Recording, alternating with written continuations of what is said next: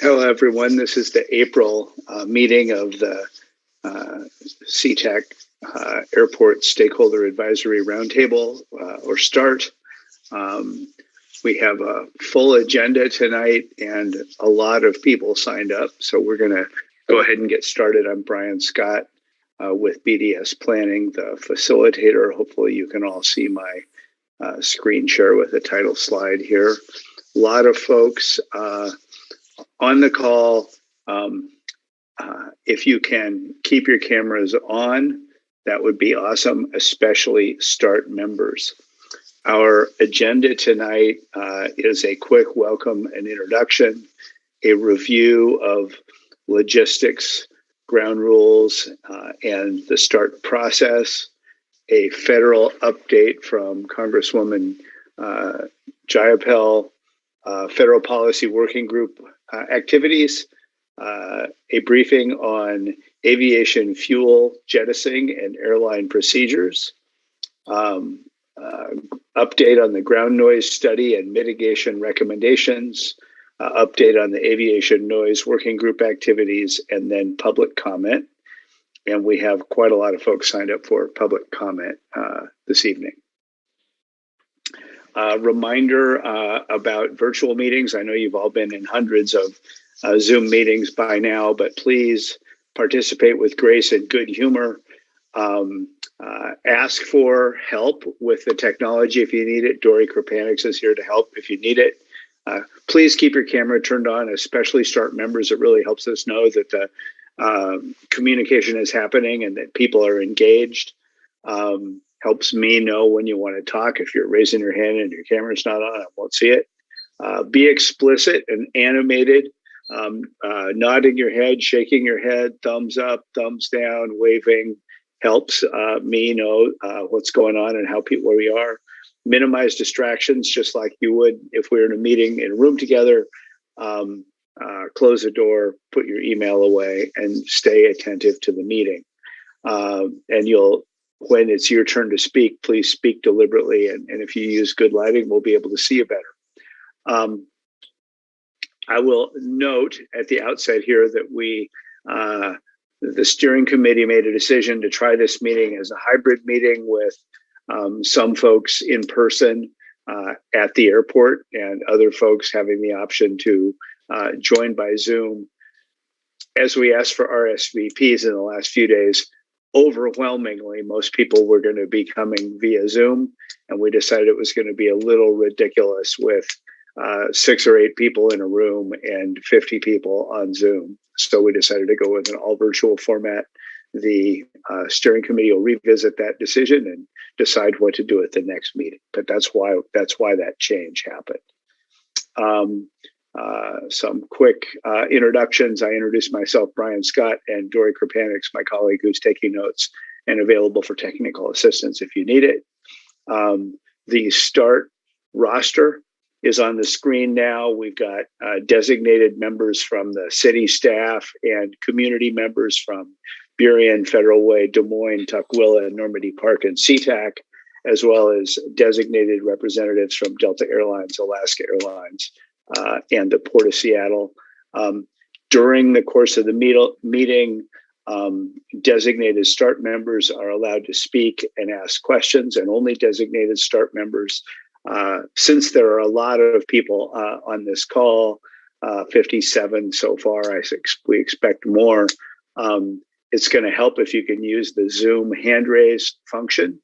But if you wave and I see you, I'm happy to use that as well. But there's a lot of people here. So please use that Zoom hand raise function. Also, the chat function for the meeting is set. So if you send in a chat, it's going to go to Dory and myself and Marco from the port as the facilitators of the meeting. Everybody else isn't going to be able to see the chat because we found this kind of conversation happening there parallel was distracting from the rest of the meeting. So that's how the chat is going to work in this meeting. With that, I want to introduce Lance Lyttle, the StART chair and airport managing director, to make some welcoming remarks. Lance?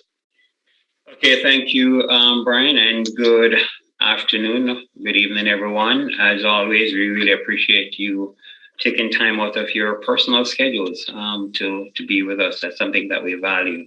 As Brian said earlier, our initial plan was to have this be StART's first ever hybrid meeting with both in-person and online options. However, the StART members, as Brian said earlier, overwhelmingly showed a preference to participate online. So we bowed basically to reality, and we moved tonight's meeting back online. Hoping down the road we might be able to have some in-person meetings again. So I hope everyone received the notification on the format change for tonight's meeting, and I think we, the members of the steering committee, really need to have a conversation soon about StART's meeting plan for the rest of the year. One introduction before we start. First, a welcome to Grady Stone, the FAA's new regional administrator for the Northwest Mountain region. Grady, I congratulate you on your new role, and I understand that you have an introduction to make as well. Grady? So Lance, thank you. I do not have a planned introduction, okay, but I appreciate your acknowledgement, and it's good to be here. Back with StART. It's been quite a while, and I'm looking forward to re-engage. So thank you.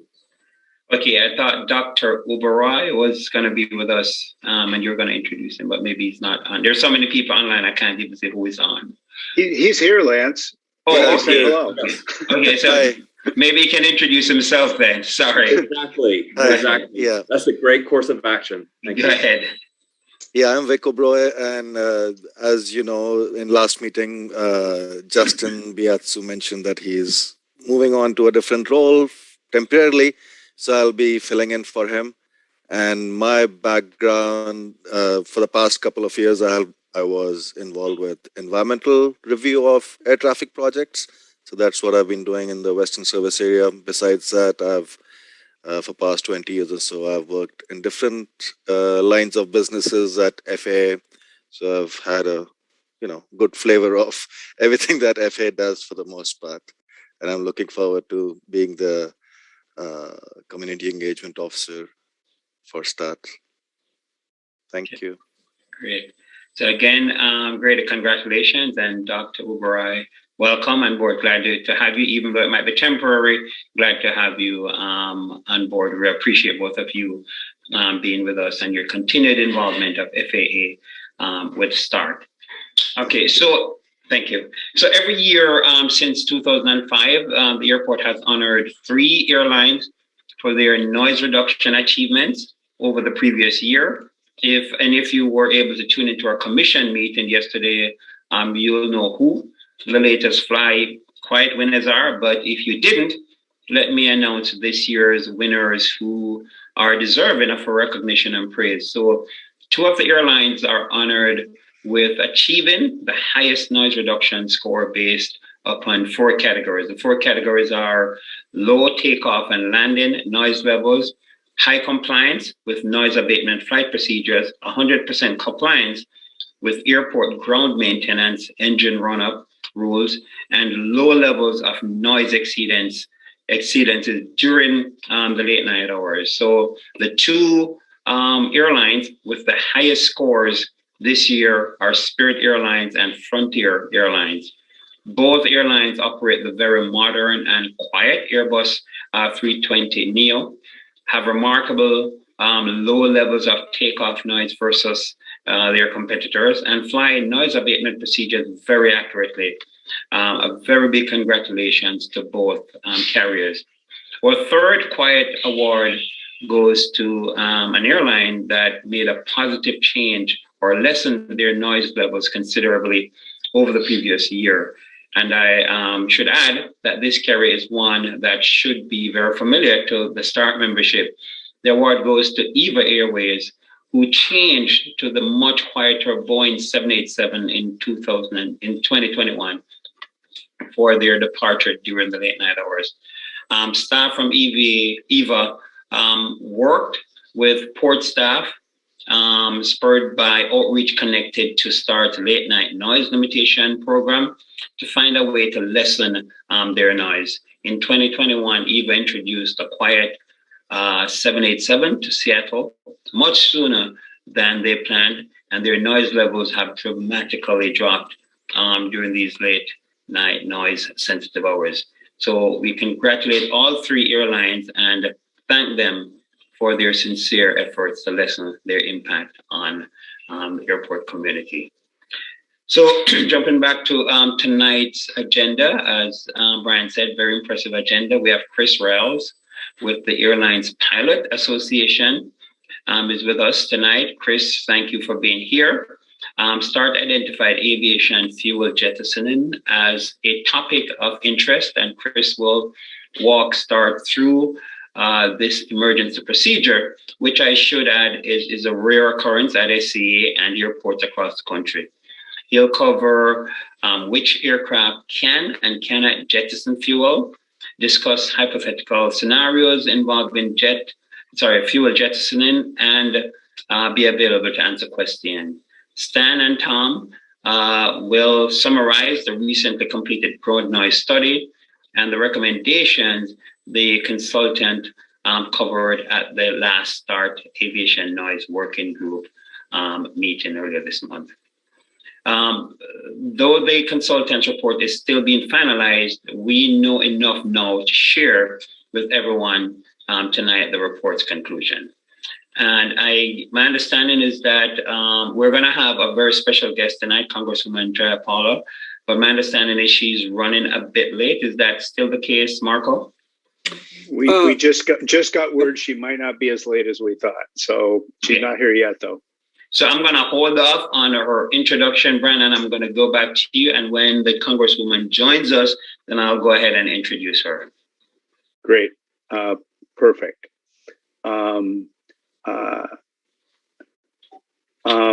So thank you, Lance. Just a quick touching on logistics, ground rules, and the StART procedures. Expectations and ground rules. We want everybody, all the StART members, to participate. Focus on the subject at hand. Please represent your constituency, respect diverse views, and communicate fairly. Our ground rules are participate fully, honestly, and fairly, speak respectfully, keep an open mind, acknowledge all participants, and allow people to share without fear of criticism. The ground rules for the facilitators, Dory and I, is neutrality, transparency, clarity, each voice is heard, begin and end on time, and make sure we have clear follow-up, and we're committed to those elements. During the substantive part of the meeting, only StART members and presenters are allowed to speak. As I mentioned earlier, the chat function will go to the facilitators only. So if you have a technical issue or you can't hear or something like that, feel free to let us know, but it's not a place for discussion. I also hope that everybody would have your name on the screen. So if it's time to call on you, we know what to call you. Some of you have just an email address or a phone number. To change your name, you go to where your picture is on the screen. And if your cursor is near your picture, you'll see 3 little dotted lines. If you click on that, it'll give you a menu. One option is to change your name, and you could put your name in there. And I'll use whatever it is on your screen to call on you at the appropriate moment. So please do that. Public comment toward the end of the meeting. We have 36 people signed up to comment. So 36 is a big number. We welcome you all.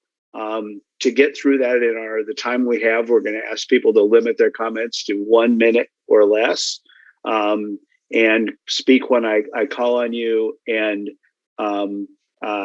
mute when you're not speaking.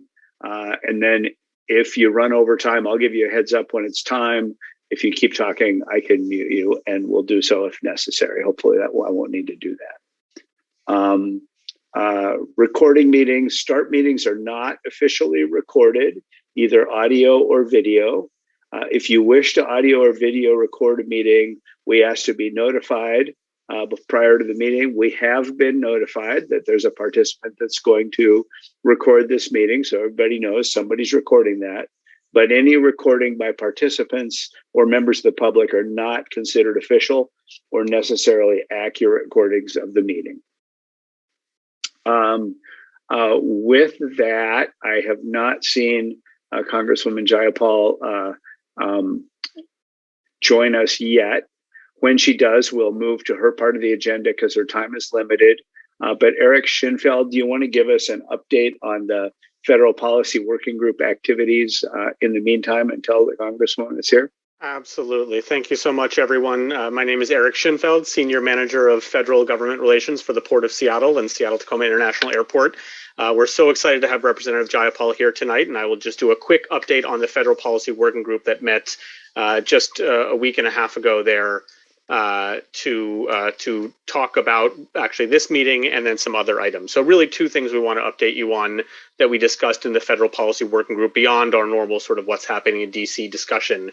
One, of course, is we actually prepared for this meeting and the group discussed and generated a list of ideas that we wanted the representative to speak to tonight, sent her a list of questions and topics for her staff to work with her on. So what you'll hear tonight from her beyond an update on what's happening in DC generally is specific content that was generated by the Federal Policy Working Group. And we also have some follow-up questions that we've generated that the Federal Policy Working Group members will use if we have some extra time during the Q&A period. And then the other topic that we talked about is, as many of you know, we've developed this shared federal policy agenda. We've been pursuing that shared federal policy agenda for the past 2 years or so, 2 or 3 years. And we certainly have looked at all sorts of different vehicles and opportunities to pursue that agenda and pass it into law, whether it be appropriations bills or the infrastructure bill that just passed or the Build Back Better Act that's been under discussion. But we have a really amazing opportunity coming up next year, which is the 2023 FAA reauthorization bill. It's a piece of legislation that's passed about every 5 years or so, ideally every 5 years, that gives the FAA all of its direction in terms of programs and policy and regulatory. And so we really focus every 5 years on that bill. In the 2018 FAA reauthorization bill, there was a really significant portion of policies that were passed specifically related to aircraft noise and emissions. And we actually have spent a lot of our time as the Federal Policy Working Group working on implementing that list and supporting those items that were in the federal policy in the 2018 FAA Reauthorization Act. And so we see the 2023 FAA Reauthorization Act as a major opportunity to get those items that are in our shared federal policy agenda into law. And I want to stop here, just Marielle or Representative Jayapal, shout out if you're here, and I'll stop this update, but just 30 more seconds here, is that we really have decided that while we have a great long federal policy agenda, a shared federal policy agenda that we've developed between the port and the 6 cities, going to Congress for the 2023 FAA reauthorization and saying, here's 18 things that we want you to include is not going to be our best strategy. Our best strategy is to really hone that down to what are those 2 or 3 or 4 or 5 key top priorities that we can really focus on with our congressional delegation, with other allies in Congress and the administration. And so we've started that conversation at the last Federal Policy Working Group, really looking right now at what are those areas of focus. Right now, clearly, issues around sustainable aviation fuels, because that both reduces carbon emissions as well as other air particulates, is a top priority for us. Issues around measuring noise impact, whether the current 65 DNL noise contour is the right one, how should that change? How should the FAA look at that? And then third category that we've looked at is what are the current list of mitigations that are allowed? Should there be additional mitigations that either the FAA or maybe even the EPA can look at to better address some of the concerns and issues that people are experiencing because of aircraft overflights? Also potentially looking at issues around a new airport and what could the FAA and the federal government do regarding a new regional airport that might take some of the pressure off Seattle-Tacoma International Airport. So those are some of the broad topics. We're going to continue our discussions. We're actually going to move our next meeting a little bit earlier so we can get our list ready as soon as possible. We've heard from the Senate Commerce staff and the House Transportation Infrastructure Committee staff that they're going to start the process of drafting the 2023 bill on June 1st. And so our goal is by June 1st or shortly after to have our consensus list ready to share with them so we can really get in on the front end as they start to draft that bill for next year. So really excited about that process, really excited to continue that process. We had a really great, vibrant discussion, the best moderated federal policy working group we've ever had, because Brian wasn't there and his colleague did a fantastic job moderating in his stead. So we're really feeling some good momentum, some really good input from folks, and looking forward to continuing the discussion and being able to work with our congressional delegation to get some of those top priorities into the 2023 FAA reauthorization bill when they start drafting it on June 1st. So that is my update, and I will stop there. Happy to answer any questions, or if Representative Jayapal is here, we can go to her. Thank you, Eric. I haven't seen the Congresswoman join, so I will butt in when she does. But do any START members have questions for Eric?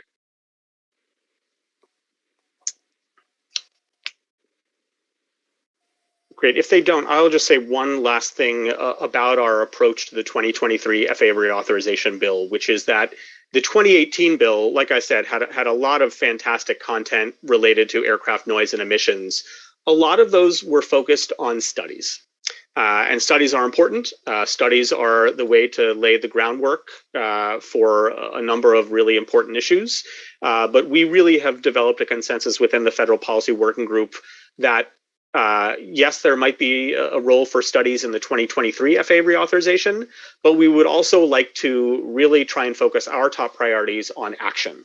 So what are those actual policy changes? What are those actual regulatory changes that we can push for that might make a difference, that might be impactful beyond just, hey, this is a study? Because there are some issues we don't really need to study anymore. We already know that there are challenges and concerns, and so let's try and address them. So Dave Berger and then Bob Leonard.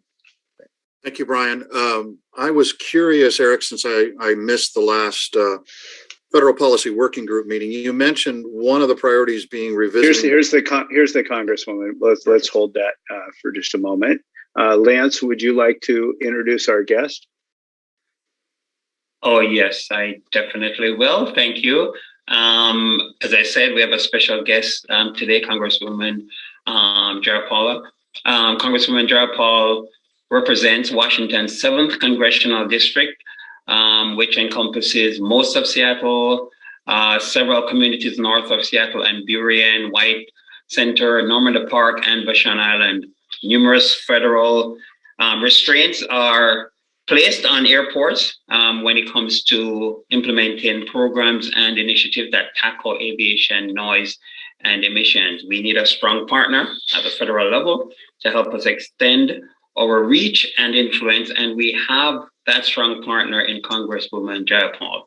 The Congresswoman is here to give us an update on the overall congressional agenda and her read on START's federal policy agenda and how we can best pursue and further its enactment. Congresswoman, I understand you will need to leave us shortly, so to give you maximum time to present and take questions, let me turn things over to you, and thank you again for being with us this evening.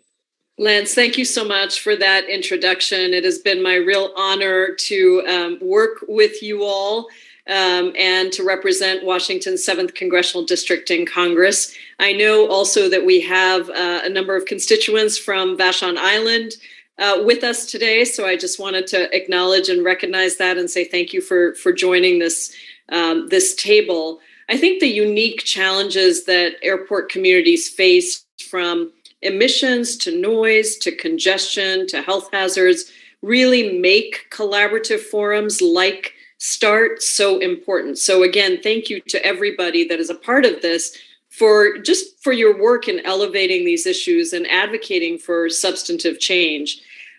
We have been busy in DC. I think there's not a day that goes by that's not busy. In fact, I just finished most of my events for the day. I have a little bit more left, including this. And I was so proud to help send the bipartisan infrastructure law to President Biden's desk, because it really delivers on our promise to provide a historic, deeply necessary and long overdue investment in our state's ports and roads and bridges, waterways, and public transit systems. And I think you all know that these investments mean more than $8.6 billion for Washington State. And they will directly impact our communities while taking the first step in addressing the climate crisis and creating millions of good-paying union jobs.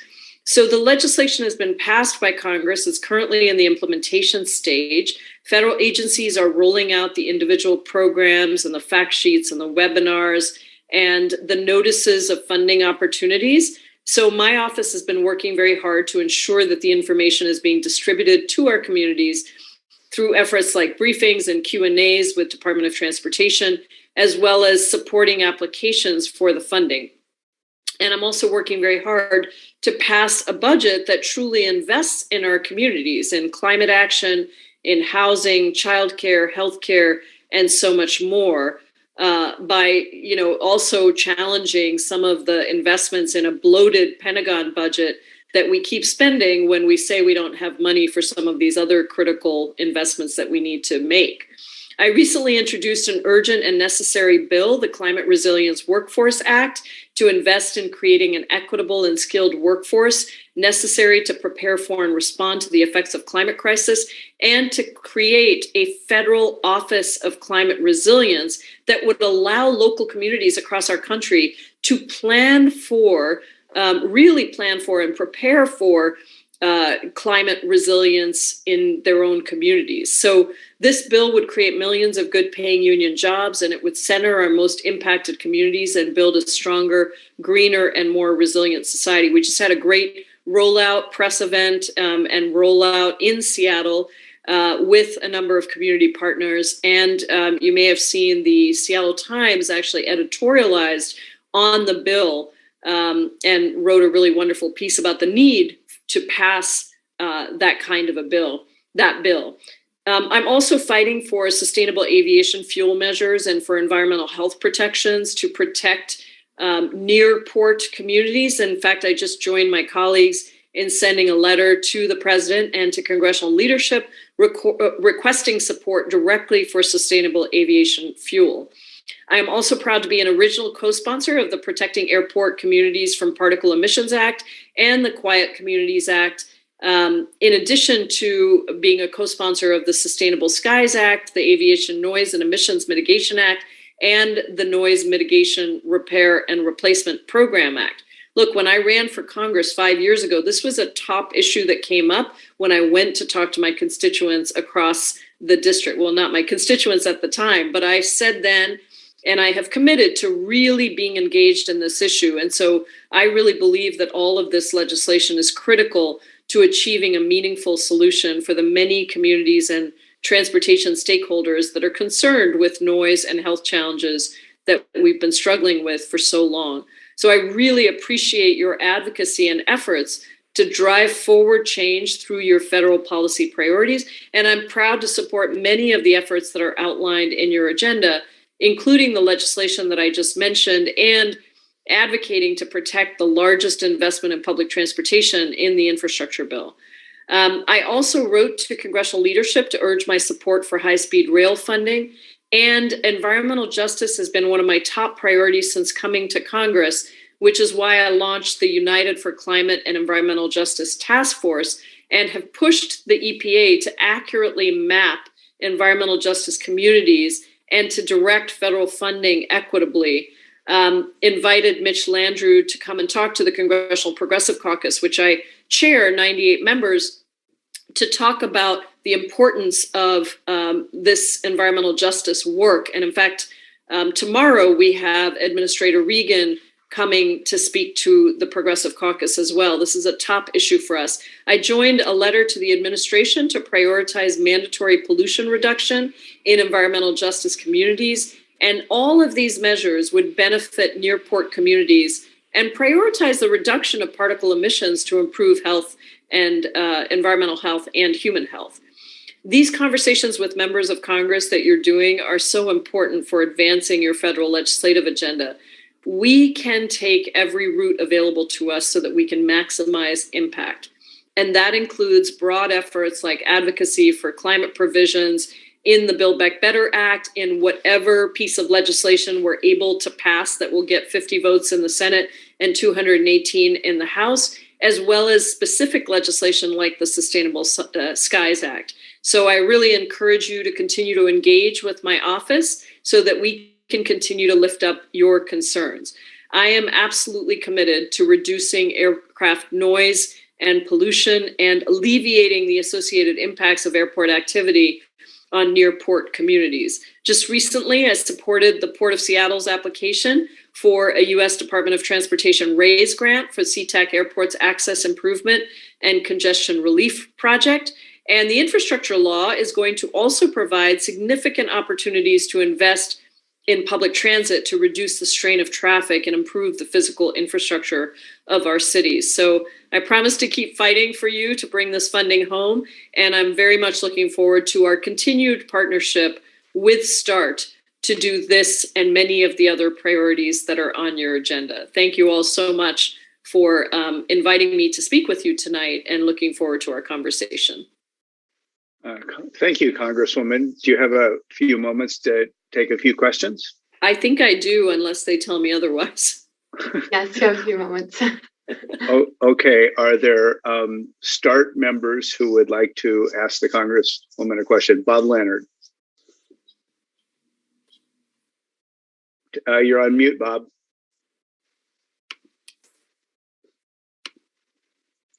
Okay, you got me now? Yes.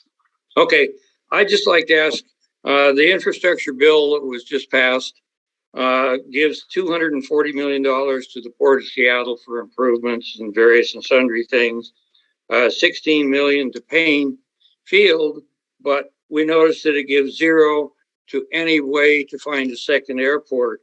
And when the residents here, when we see what we see happening is a great increase. We've just increased 2,600 in the international passenger, and we're proposing to do 19 more gates. So more flights mean more noise and more pollution. And the obvious answer is to have a second airport. I'd just like to ask if we could get some money so we can find a second airport. I know that it's important to the residents here because we see more and more flights every day. Yes, thank you for your question. And this is something I've been focused quite a bit on. And in fact, in the last appropriations package, was able to get some amendments that at least put the need for planning and included Seattle in a list of cities that could get this kind of funding. I think, we're happy to continue to work with the community, with the port. I know that a full planning process needs to be underway. And I know that is ongoing to really get that planning process fully staffed and underway. So let's work together to figure out how we actually continue to get money to support those efforts, and happy to do that. I fly in and out of SeaTac, as you know, every week, and I see, I see the improvements that have been made are wonderful. I know we've got a new terminal that's come on for the international terminal. I've had a tour with Lance and the port folks, and I know they're doing their very best, but the reality is we're still behind in terms of the traffic that's coming through SeaTac. So we do need to figure out, what it looks like and where we would put another airport. So Eric will work with you to make sure we get as much federal support for that process as possible. Thank you. Peter Phillips.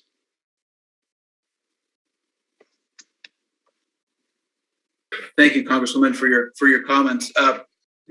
I don't know that Seattle needs to be the recipient of that funding. I think, well, first of all, I believe that there's a state mandate that we introduce and have a fully functional regional airport by 2040. And I think by definition, it's not going to be in Seattle. So I don't know that Seattle needs that funding. I think that might be better used wherever that regional airport is. It wouldn't come to Seattle. I wasn't proposing that it would come to Seattle. I just want to support funding for that process when the time is right.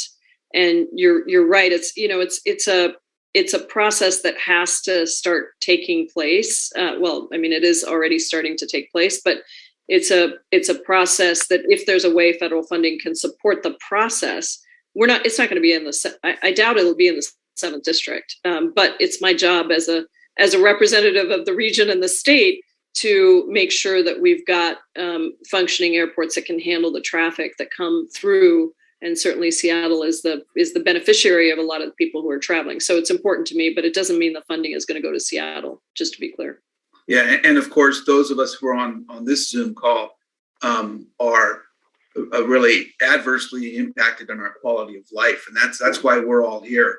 We're not here to advocate for greater traffic in the airport. We're here to try and identify ways to mitigate or minimize that traffic. And that second regional airport, which is mandated now, I think is a way to do it. In fact, I read recently about a proposal to move JBLM to Moses Lake, which has an infrastructure already set up for that kind of thing, and then place that second regional airport in JBLM, which I think would not only be a great spot for it, but it would serve to reduce the congestion, which is a bottleneck on I-5 there. So that would be something I would encourage. Yeah, that's really interesting.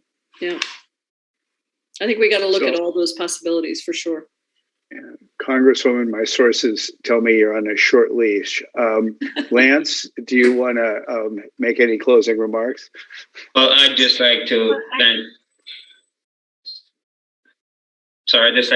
Congresswoman Jayapal for spending time with us. You have always been supportive of her initiative, and we're looking forward, especially on the policy side, looking forward to your continued support. Thank you very much for spending some time with us this afternoon. Well, thank you so much, Lance, and thank you to the entire table here. Really appreciate your work, and sorry that it's a little bit truncated, but please know that Marielle from my office is always available, and my staff is always available to work with any of our partners on these issues, and we'll continue to track them carefully. Thank you all so much. Have a good evening. Bye-bye.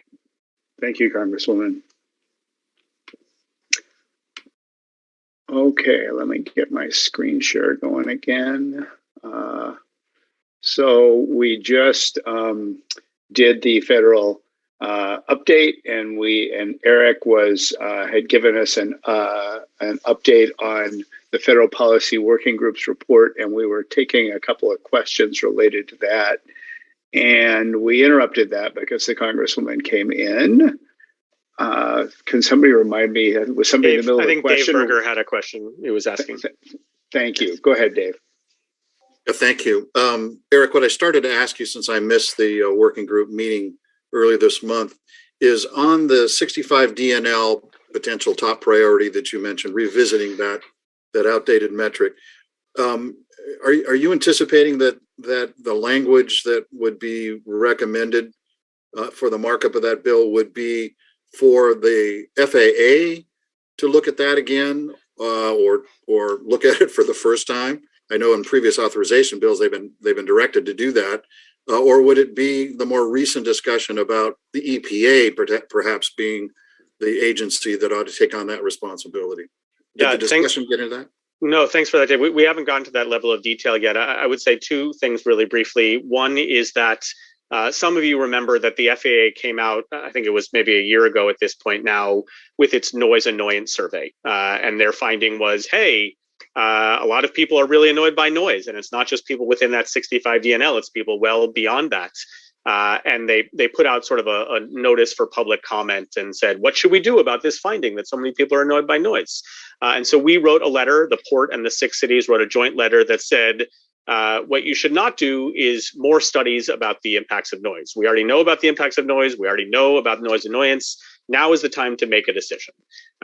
You've got enough data. You've got enough. You've done enough studies. Make some decisions about what to do about this finding.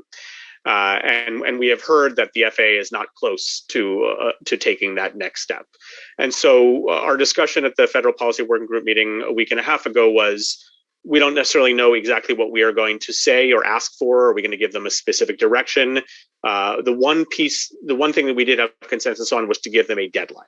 You must decide what to do about the current noise standard and any changes that we need to make to it by X date. That's generally how we're thinking about it, and we need to meet again at our next meeting to figure out sort of what more specificity we should put on that note. Thanks for the update. Great. Any other questions for Eric before we move forward with the agenda?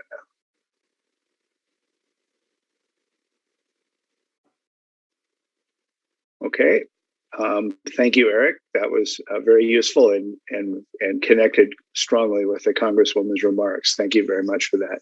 Next thing on our agenda is we had a request from StART member community for a briefing on how does aviation fuel jettisoning work and what are the procedures. I know part of the answer is, well, it doesn't happen around SeaTac, but we asked for a more detailed description of that. So we're fortunate to have Chris Ryalls, the Airline Pilots Association Regional Airport Safety Coordinator with us. Chris, I have your slides. Do you want to go ahead? Yeah, sure. I'll start right away. Would you go to that first slide?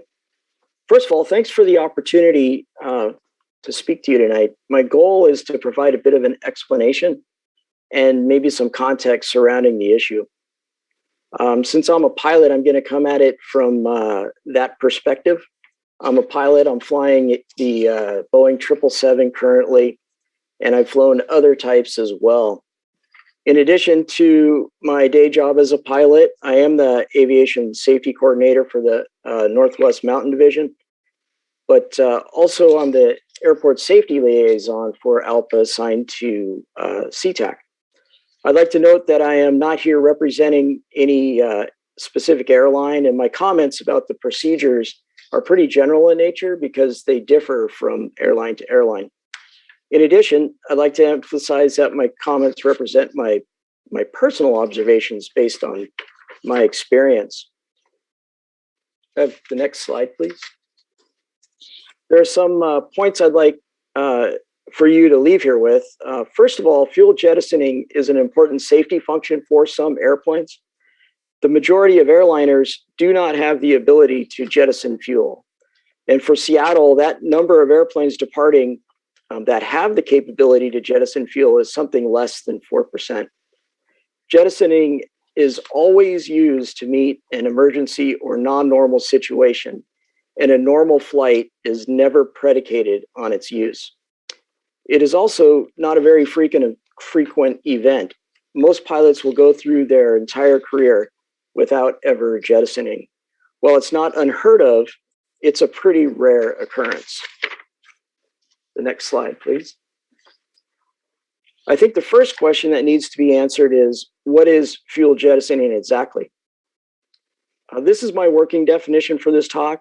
It's an operation controlled by the pilots with switches on the flight deck that activates valves and pumps to remove fuel from the airplane in flight. By doing so, the aircraft weight is reduced, increasing the available performance of the airplane. While jettisoning, the fuel exits the aircraft through nozzles on the trailing edges of the wings. The next slide. When I was asked to make this presentation, I started by thinking about what type of airplanes actually have the capability, since I have flown various types of airplanes and most of those were not able to jettison. I'm going to run through various models of aircrafts with photos so that you can get a visual idea of the variety and various capabilities of the different types. This is not an exhaustive list, and as you'll see, I don't know all the ins and outs of every type, but it's representative of the aircraft commonly operated in Seattle. The airplanes on your screen, they're very common here in Seattle, and in fact, they represent the vast majority of the departures and arrivals, and none of those have the ability to jettison fuel. The next slide. So the 767 has a partial ability. That's just my terminology for partial ability. The reason I'm singling it out is because it can only jettison fuel from the center tanks, and those tanks would likely be empty on any domestic flight. And so there wouldn't be any, I guess, risk in a sense that that airplane could jettison fuel on those departures. If it's on a longer flight, say to Asia, there would be fuel in the center tanks. The next slide. So that's the Airbus A330. So it's a little bit unclear to me. It seems that some of these can and some of them can't. It could be a difference between the 200 and 300 models, or it's just a customer option. The next slide. And that's the 747 and the 777, and they do have the ability to jettison fuel, and they will tend to be carrying a lot of fuel because they're typically going a long distance. The next slide, please. Well, I knew that when I started this, that only a minority of aircraft operating in Seattle could jettison. I did want to get a better understanding of the overall picture. So I looked at Seattle data from 2019, and I found that there were roughly 214,000 departures from Seattle. And of those, about 8,900 of those departures would have that ability to jettison. And so that's where I got the 4% figure. As a side note, when I made the calculation, airplanes like the 767 and the A330, I made the assumption that they all could jettison, even though they all can't. And so that 4% is probably a bit of an overstatement. So anyway, that's a overall bird's eye view of the different types of aircraft operating here. And the next slide. So what is the reason for jettisoning fuel in the first place? The most basic reason to jettison fuel is the certification criteria. The regulations for aircraft certification stipulate that the aircraft must meet certain climb performance or have the jettisoning system installed so that they would be able to perform adequately. In order to comply with this regulation, some airplanes like the 747 or the MD-11, they had to be built with the jettisoning system. Other models meet those climb requirements and they don't need a system, but they're installed anyway, such as the 777 and some of those 767s. And it's so that it enhances safety margins. Other airplanes like the 737, the Airbus 320 and 757 meet the requirements, and they do not have a jettisoning system installed. I would like to emphasize that as far as a pilot's concerned, what's important is the increase in the safety margin that the ability to jettison fuel affords. The next slide. Earlier, I mentioned that the reason for jettisoning fuel is to reduce the weight of the aircraft to increase the available performance. And this is helpful to meet some emergency or non-normal situations. Depending on the circumstances, the pilot may be faced with a decision whether to land overweight, jettison fuel, or burn fuel to reduce weight. First, any of the three options may be appropriate depending on the circumstances. However, landing overweight reduces the normal safety margins depending on the degree of the overweight condition and the particular conditions of the runway and weather that day. In addition, delaying the landing in order to burn fuel with a malfunctioning system or engine failure may expose the airplane to additional system deterioration that may make the situation worse. When jettisoning fuel, the situation when faced with the decision to jettison fuel, the pilot in command would be in the best position to make that decision. A quick word about the fuel after it has been jettisoned. I don't have a lot of information, except that my understanding is that the U.S. Air Force has studied this and has determined that in general, fuel jettisoned above 5,000 to 6,000 feet will completely vaporize before reaching the ground. And these recommended altitudes seem to be commonly accepted in the industry. The next slide. So guidance about how to go about the fuel jettisoning procedure and what factors to consider are provided to the pilot through the company operations manuals. As a side note, the airline I work for, the minimum recommended altitudes in our operations manual are in harmony with those Air Force studies. Now, each emergency is unique, and flexibility is provided by the regulations so that the pilot can meet that particular set of circumstances. That's called emergency authority, and that is the regulation that allows that deviation. Next slide, please. So there's a wide range of possibilities that would drive a flight crew to jettison fuel. On one end of the spectrum, we could have a situation that is very fast-moving and dynamic. On the other end, we could have a less dynamic, slower-paced, and deliberate situation where the decision is made collaboratively with the company, dispatch, and then well-coordinated with ATC. First and most importantly, from the pilot's perspective, the perceived available time is likely one of, if not the most critical factor on how the fuel jettisoning procedure will be handled. Next slide. A possible scenario where fuel jettisoning could occur would be a system failure or fault on the climb after departing. Failures include perhaps an engine failure or a flap or gear issue. I'd like to note that returning to the airport after takeoff is a relatively uncommon event in itself, but it does happen from time to time. The basic procedure for handling such an event would be for the pilots to identify and confirm the failure, run the appropriate checklists, and then coordinate with air traffic control and company dispatch to determine the best course of action. If it is determined that the smartest thing to do is to divert to a nearby alternate airport or perhaps land back at the departure airport, there is a possibility that the weight of the airplane due to the unburned fuel in the tanks is heavier than what is desired or prudent from a safety standpoint.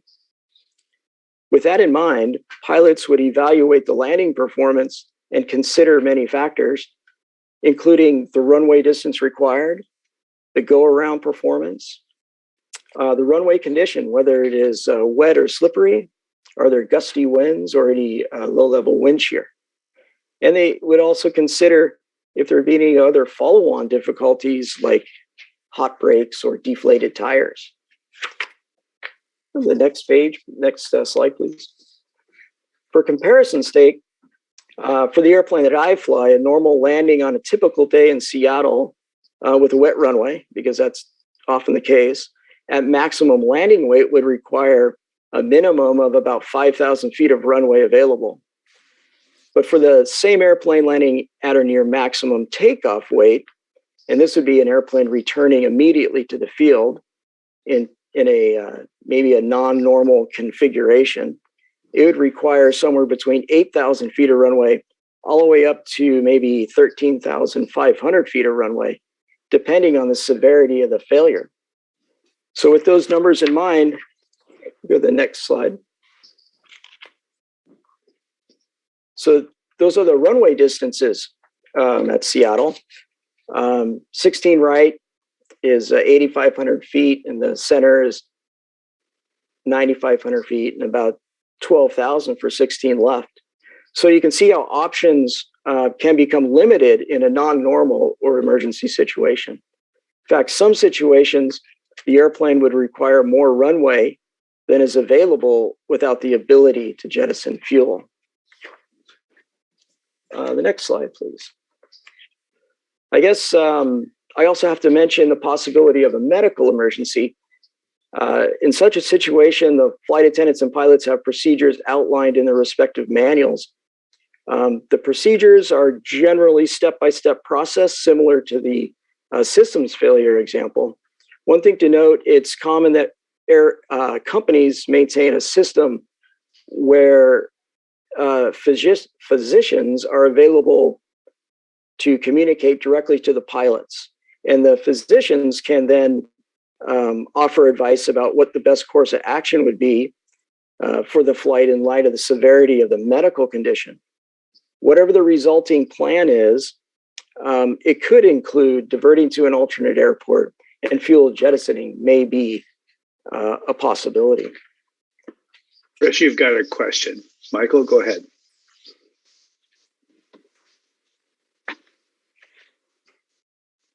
Thank you. I just have a question. When you mentioned 5,000 to 6,000 feet in altitude is kind of a starting spot for jettisoning fuel, and then it would, I'm not sure what the characterization. Could you provide, if you can't do it right now, maybe in the future you could respond. North flow and south flow, where is 5,000, 6,000 feet of altitude based on, roll over the ground? Where are those locations generally? Yeah, so typically we're on a 3-to-1 glide path. So that would be at least about 15 miles from the airport on a 3-to-1 glide path to the airport. Thank you. Mm-hmm. All right. So the last slide, slide 18, that's just sort of a recap. It is an important safety tool, and most of the airplanes are not able to do it. And for Seattle, the number of airplanes departing Seattle that have the capability to jettison is something less than 4%. And it's always used to meet an emergency or non-normal situation. And it's not particularly frequent. Most pilots will never see it in their career. And that's that wraps up my briefing, if anybody has any questions. Thank you, Chris. Are there START members that have questions? Peter Phillips. Thank you. That was the best, if not the only, explanation of fuel jettisoning that I've ever heard, Chris. So I appreciate that very much. I had no idea that it was not a regular practice. And I'm pleased to hear that it's not a regular practice and that there are so few emergencies that require it, that it's very rare. My question, though, is why do I occasionally smell what seems to me to be jet fuel when I step outside to pick up my paper in the morning, especially in foggy and misty days? Well, I guess all I can tell you, they're not jettisoning fuel. I don't know where you would be smelling that from. I mean, it's not. I know where it's coming from, but I don't know why. Yeah, well, I don't know how it would be coming from an airplane. So, as a pilot, I really like fuel because that gives you time. And so you don't really want to just, there's no reason just to be jettisoning fuel on a normal flight. That just doesn't happen, is what I'm going to say. I don't know. Are there other resources here that are on the call that might be able to address that? Bob Leonard has a question. Bob, go ahead. You need to unmute, Bob. Just a statement and a question. I flew out of this airport for 30 years, and we had one occurrence where we dumped fuel on the way to Tokyo. It only happens on long flights. My question to you is how many people dumped fuel at SeaTac last year? I don't have that data. Maybe the airport has some of that. Eric, have you got that? I could speak up. I know it's such a rare occurrence that there really isn't any tracking of it. I don't know if anyone from operations would know more about that. Mark Coates is on the line, is on the call. I don't know if Mark can shed any light on this. I know we were talking about since COVID, we checked our records and we don't have one incident in the last 2 years that we're aware of in ops that's happened. In my 30 years here at this airport, it's been at less than 5 that I've been made aware of. They don't have to tell the airport, and it's happening away from the airport, but usually through the grapevine it would get to us, and we'd always document anything if it happened, just so we'd have a record. But in the last 2 years, nothing that we're aware of. And I've talked with the FAA Tower. They were not aware in the last 2 years.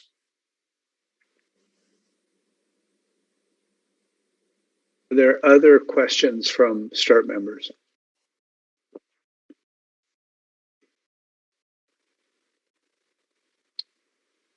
Lance? Yeah, I have one if there's nobody that's asking. In the presentation earlier, you had mentioned that some aircraft it must either meet certain climb performance criteria or have the jettison capability. I'm trying to understand the relationship between the climb performance criteria and jettison. What's that relationship? Well, it would mostly surround the climb performance when there's an engine failure. So if the airplane's too heavy and, for example, if it needs to do a go around, maybe on a single engine, it wouldn't be able to meet climb performance. So before they execute that approach and landing, they would have to jettison fuel. So it's in the event of an engine failure? Yes. Yeah, okay. Makes sense. Okay, thank you. Richard Folks has a question, but I can't figure out how to put my hand up. Can I? Go ahead.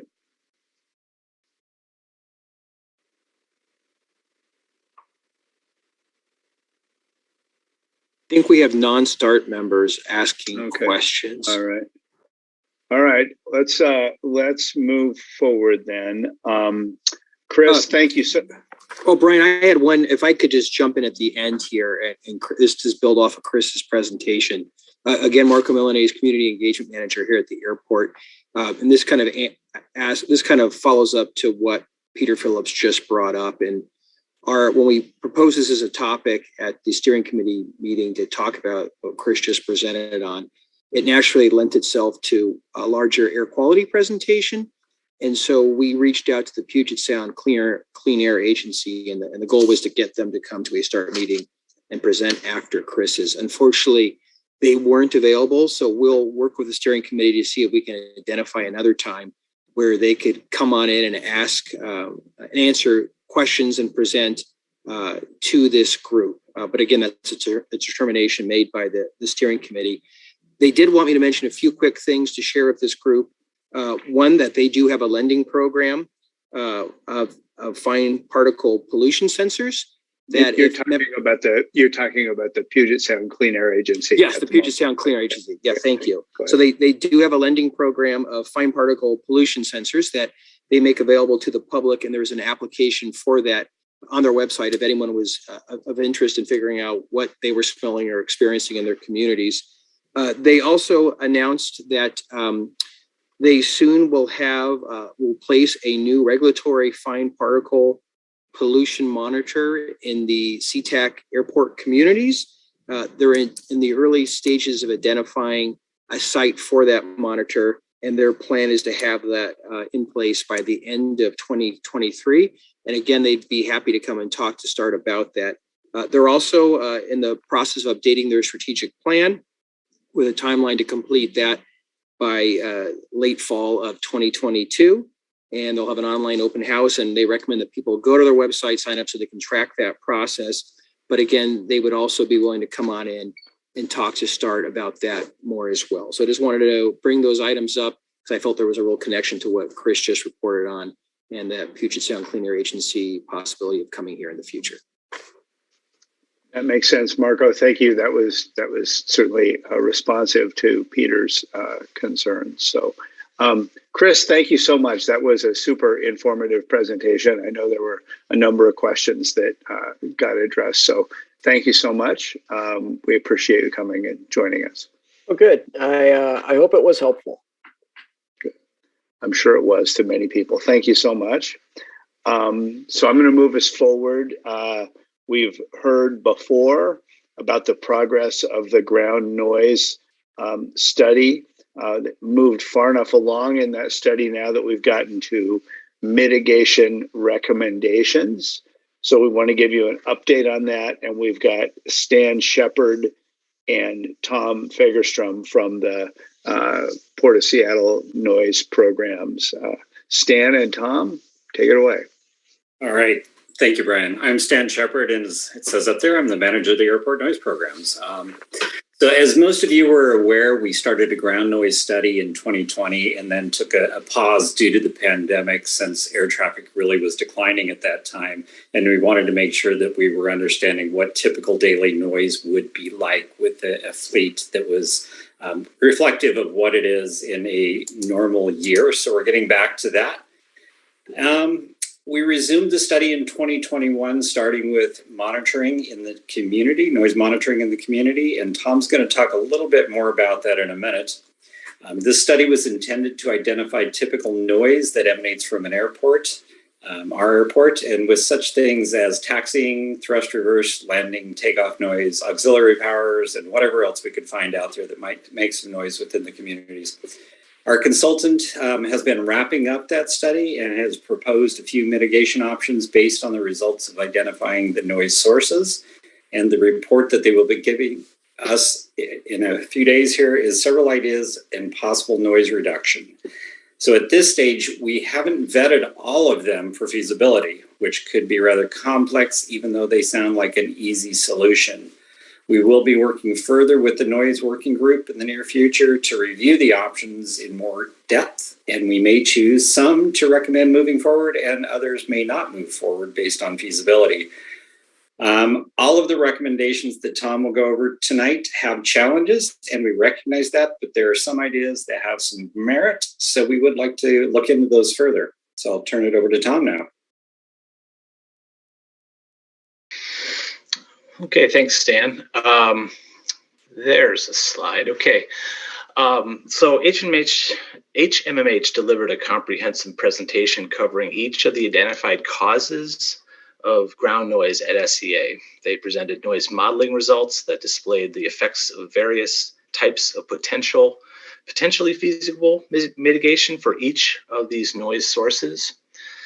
And here you can see the scope of work slide that we've looked at a few times, and where we started way back in 2020 with ground noise data research that continued into 2021 when the study continued. Noise monitoring happened in August of 2021 at 6 community sites and 1 site on the airfield. And again, identifying those core sources of ground noise. Noise modeling then occurred after that. It's not shown on the scope of work, but noise modeling was done. And HMH went over the noise modeling process. And then we're in stage 4 right now, or step 4, identifying mitigation options and reporting project results. Next slide, please. On it. There you go. Sure. Okay. So for the summary, we will boil it down to this recommendation slide from HMH. After their analysis, this is what they produced, and brief summary look at the recommendations. And there you can see the 6 sources of ground noise identified. Start of takeoff roll on departure, of course, a major source of ground noise. The recommendation is to implement a policy to recommend airlines depart using rolling takeoffs. And that is something that we have started to talk about at START, and we will continue to. So that certainly ties in with START. So there'll be a lot more discussion about rolling takeoffs, and rolling takeoffs being an aircraft that does a continuous taxi right into their takeoff roll rather than stopping at the end of the runway. This is only feasible during periods of the day and night when the airport is not busy, and we understand that. So that is a limiter on that, but we're going to do some more work on rolling takeoffs. Taxi noise. The recommendation is to work with operators to develop a policy using 1-engine taxi. And this is something that our environmental folks are starting to monitor as well. So we may have a bit of a head start on this, and we'll continue to certainly talk about this some more. Engine run-ups. They did a lot of looking at alternative sites for run-ups.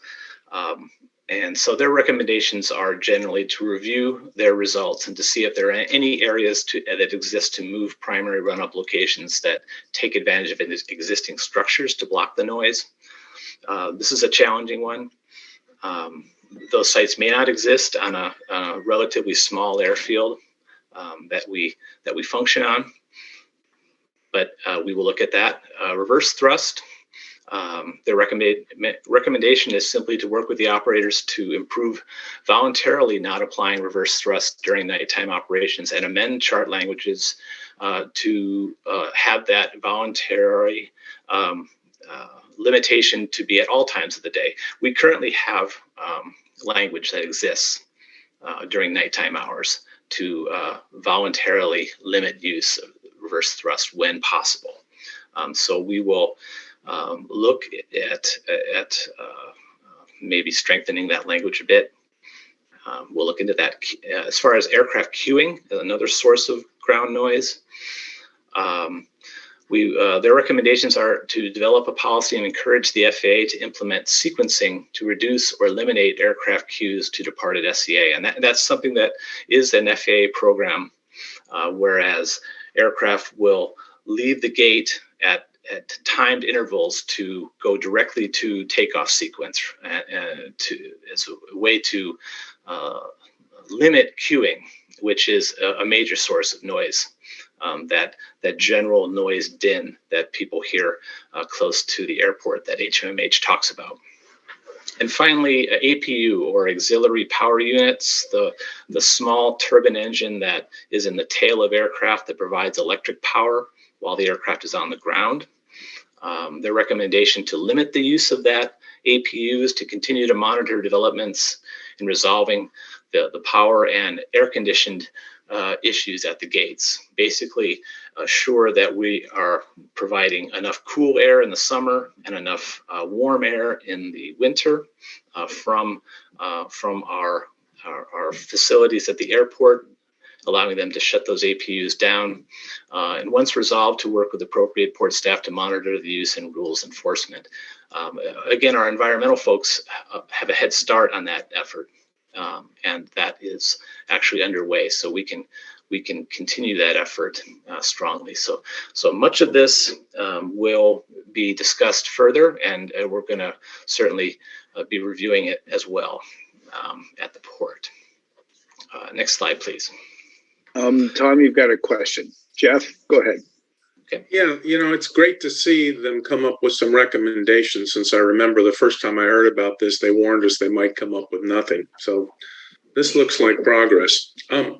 Queuing is queuing. What are the requirements of airport layout capacity and general size to utilize queuing? And is it something that can happen at SeaTac? I believe it can, and it's a evolving technology that will hopefully eliminate queues or limit queues to a great extent. When everybody's got a 6 a.m. departure, then they're all going to be taxiing out to the end of that runway at the same time, and this emerging technology will time those aircraft leaving the gates in such a way that that queue won't form at the end of the runway. And I think it is possible to do that at our airport. And we're certainly going to monitor those developments. Thank you.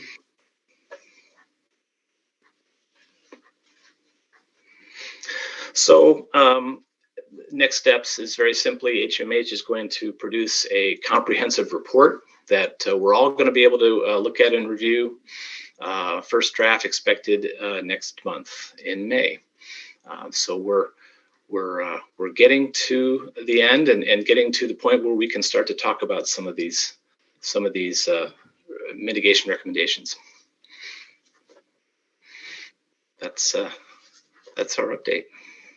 Thank you, Tom. Anybody else have questions for Tom about the ground noise mitigation recommendations. Peter Phillips.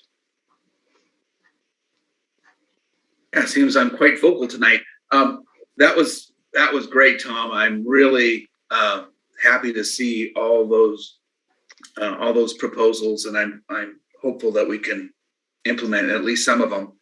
With regard to the APU, in the maritime industry, the vessels at the Port of Seattle have begun to transfer to what you call shore power, where they move from generating power from the vessel to generating electrical power from the facility at the terminal. Can you do that at the airport, and is that something that's possible? Yes, all the gates have ground power available. Okay. And so that's readily available.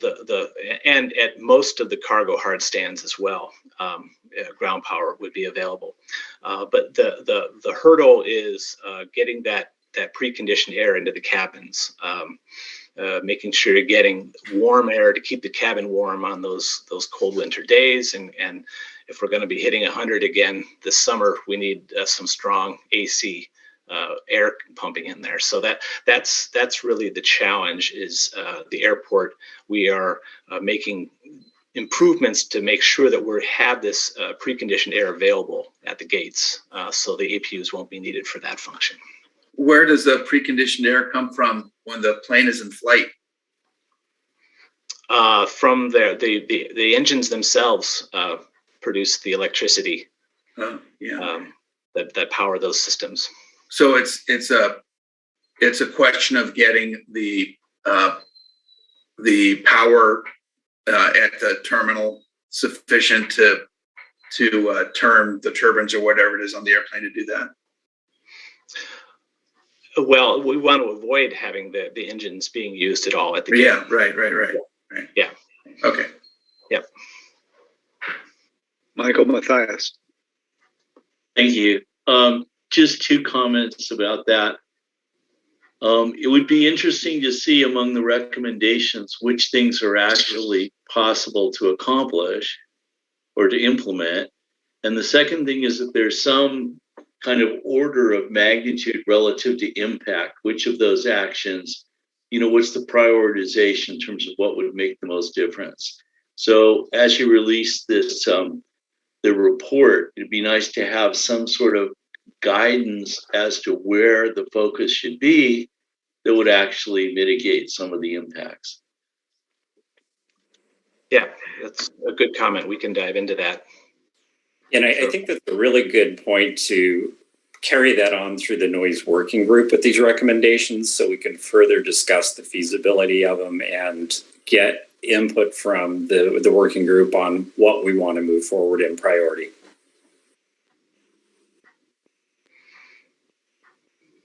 Jeff Harbaugh. I think Michael may have just asked this, but I was wondering if he wasn't, will we be able at all to quantify the noise reductions we'll get? And I know that's a tall order.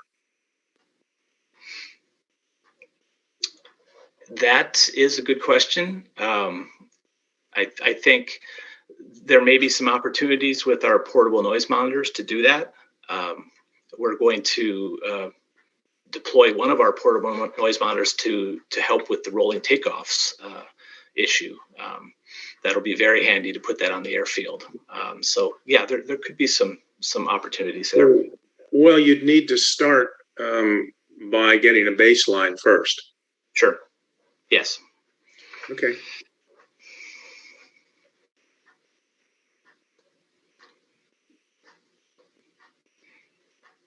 Are there other START members with questions?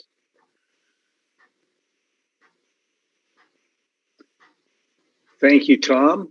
As always, that was a very informative presentation. Appreciate it, as usual.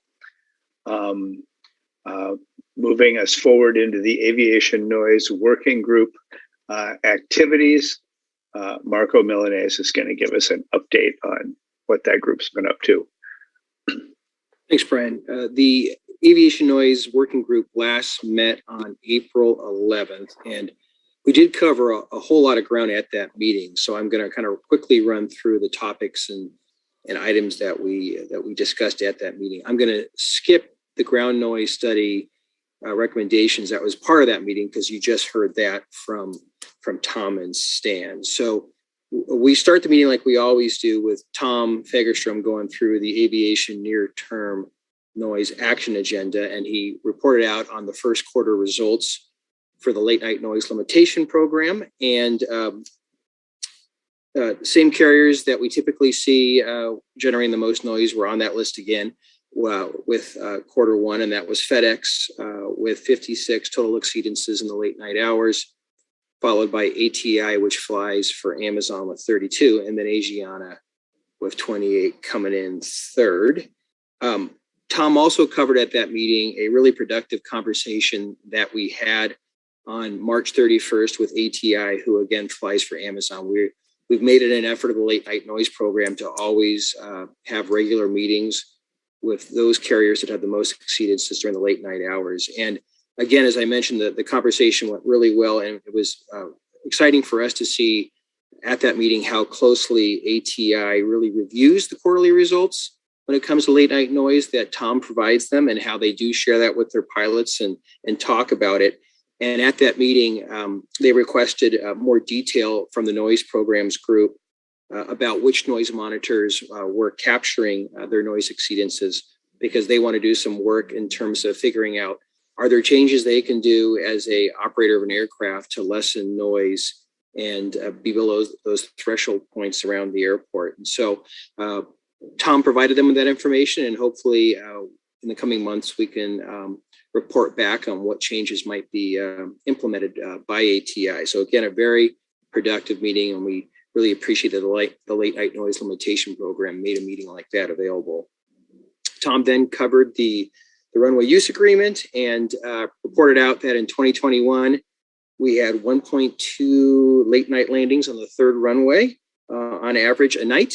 And in 2022 through April 5th, we were averaging about 2.3 landings a night on the third runway during the late night hours. And that's primarily because in late 2021 and early 2022, we had some runway closures and some weather situations were a major factor for increased use of the third runway. Tom reported that since February, though, things are trending definitely in the right direction, and we're going to see that 2.3 number continue to drop, and hopefully it will line up with the average we had in 2021. Stan went next and provided a report out on the noise insulation work that the port is doing.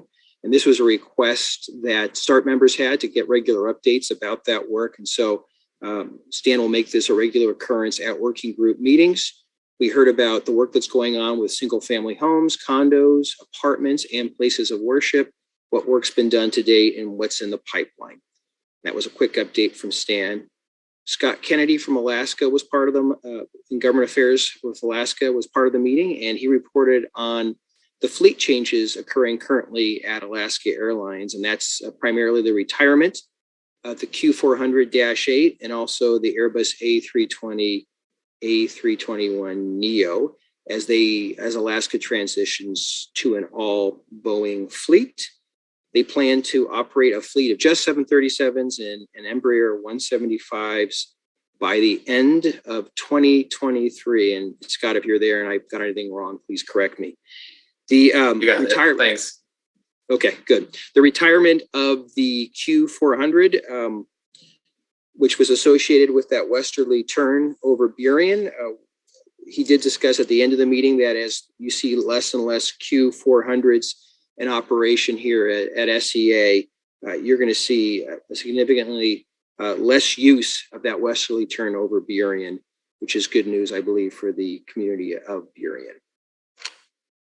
Based on a conversation we had at our February working group meeting, we brought back and had a talk about China Cargo Airlines. It was reported back at our February meeting by Tom Fagerstrom that they were flying here in the late night hours for a fuel stop. And so members of START wanted to understand more the reasons behind it, the why, what you could do about it. And Tom started that presentation running through the noise exceedances that China Cargo Airlines was having in the late night hours. We then had Ken Galko, who's part of our cargo team, talk about some of the recent conversations that he's had with China Cargo Airlines about this stop. And they had confirmed with Ken that that stop for the time being has ended. They expect to fly here this summer on a semi-regular basis for picking up cherries, and then that fuel stop will happen again beginning in the next winter. And so Vince Mestre, our noise consultant, who's part of StART, then explained to the group some of the reason behind that fuel stop, and it all has to do with weather and the jet stream. China Cargo Airlines stops at SEA when weather and the jet stream allow for it, make it a preferable stop over when they're flying to this country. And when the jet stream moves and the weather situation changes, they do that fuel stop up in Anchorage. And so they'll go back and forth regularly when they're flying to the United States. Vince Mestre again ended with an explanation for the rules there and the requirements and the grad insurances that really prevent SEA from taking any steps to prevent or make it difficult for this carrier to fuel up at SEA. So he just kind of a reality check of what was possible in terms of that flight. We then ended with a presentation that was requested by StART members about our noise comment reporting and utilization and how we utilize noise comment reporting here at the airport. And Tom started that presentation running through the various ways that someone can call and complain about aviation noise. We got a hotline.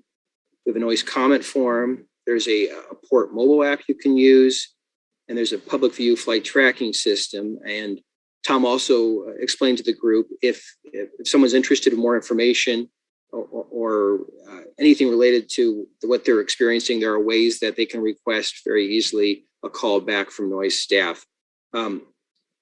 He also talked about the most popular way people typically complain about noise, and that's the air noise complaint button, which is an app. And 93% of all the monthly complaints that SEA receives come through that air noise complaint button.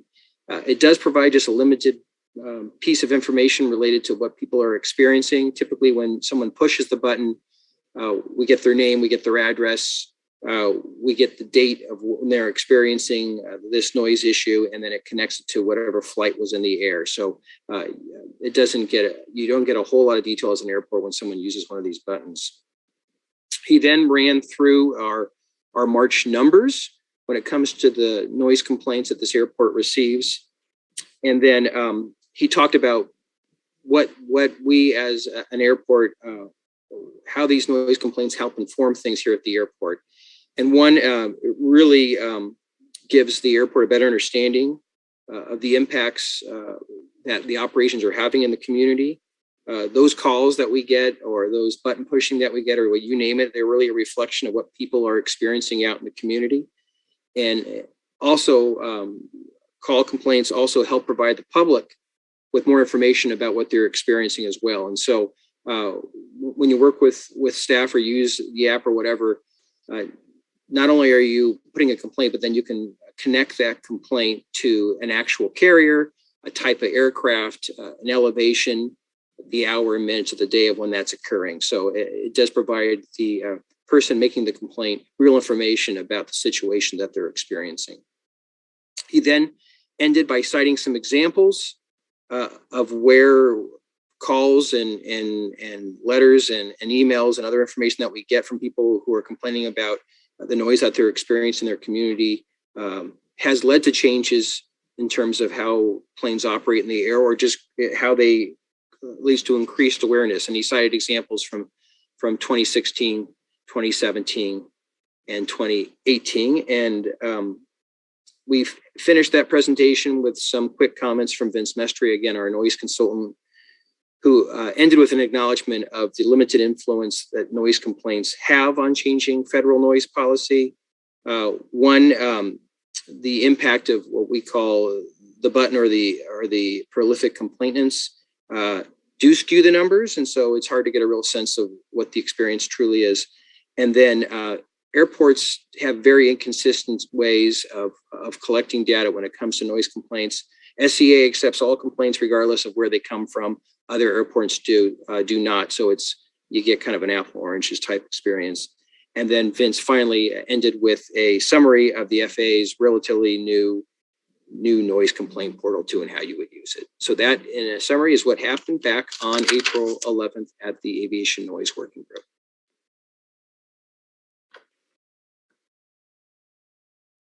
Thank you, Marco. Good summary. Appreciate it. That brings us to the public comment portion of the meeting, which I know many of you have been patiently waiting for, or impatiently waiting for, as it were. We've got 36 people who signed up, and I'm going to call on folks in the order that you signed up, and I'll give you 3 names so you have a heads up when your name is coming up.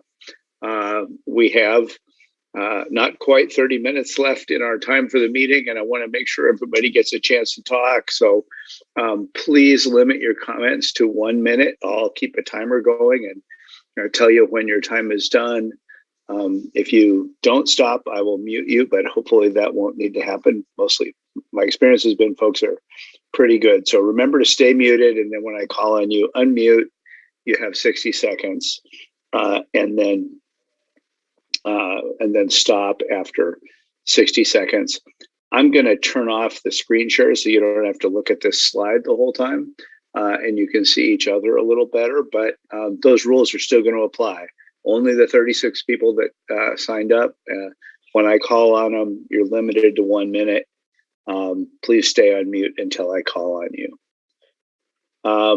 So the first person that signed up is Kathy Dawson, followed by Roxanne Thayer, and then David Goebel. Kathy Dawson, please go ahead and unmute yourself, and you have 1 minute.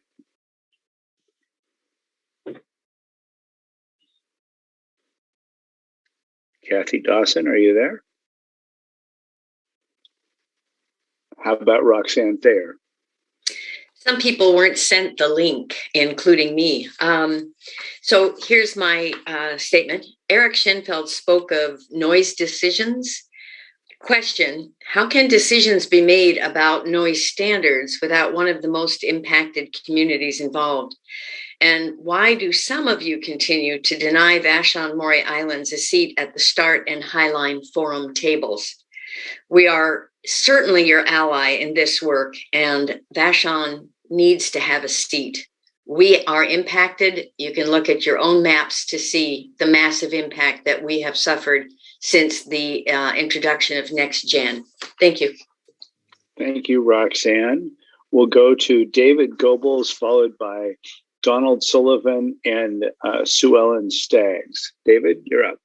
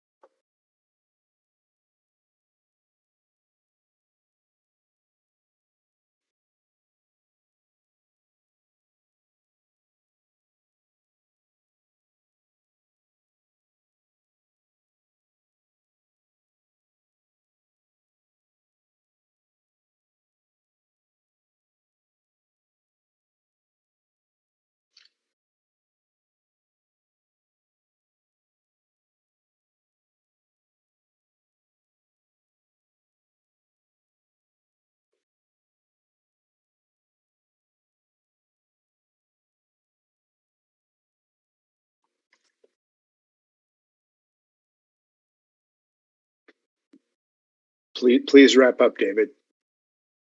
Please wrap up.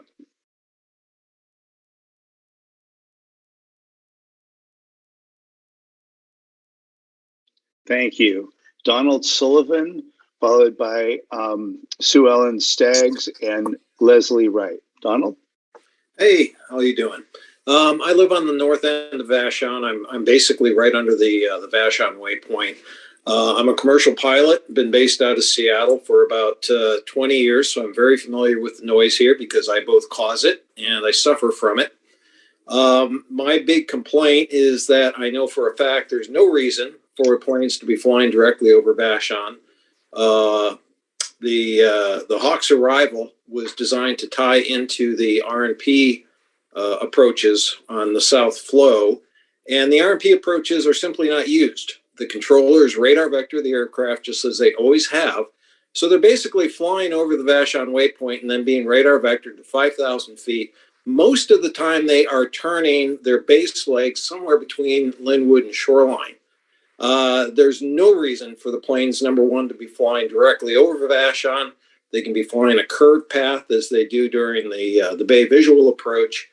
And there's zero reason why they should be crossing the Vashon waypoint at 6,000 feet. Thank you. Sue Ellen Staggs, Leslie Wright, and then Rick Dobbs. Sue Ellen? Hi. I've lived on Vashon for 19 years on the property that I live on now. And in the past, there was always a lot of flights over, but they were much higher and I could see the lights but not hear them. And then when they changed to the next gen, it has gotten to the point when before the pandemic, I could not have a party outside because when the wind was the right direction, I'd have a flight so loud every 3.5 minutes that you could not even have a conversation outdoors. And I don't know what to do about it besides complain. Why can't they go back up to a higher level where they're not so noisy, or spread it out? Because right now I am right underneath this very strict path. And it's ruining the quality of life that I moved here to Vashon to get 42 years ago. That's all I have to say. Thank you, Sue Ellen. Leslie Wright, Virginia Friend, and Rick Dobbs. Leslie? Hello. So I'm curious to understand why there was such a shift from the previous air traffic suddenly to being directed directly over Vashon Island.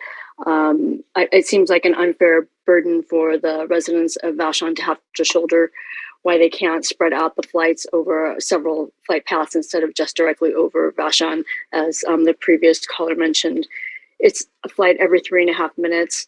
On Sunday, I did a measurement of the monitor on Vashon Island while it was still there, and saw that the decibel level was at 61 decibels. And then I checked the monitor on the runway, on SeaTac runway, and it was at 70 decibels. So we're looking at a really similar, it's a pretty significant similarity in the volume. And we're seeing planes every 3.5 minutes, and it's really distressing and destroying the quality of life for residents. And it doesn't seem like Vashon was even taken into consideration when the next gen flight path was implemented. Thank you. Virginia Friend, Rick Dobbs, and our folks. Virginia?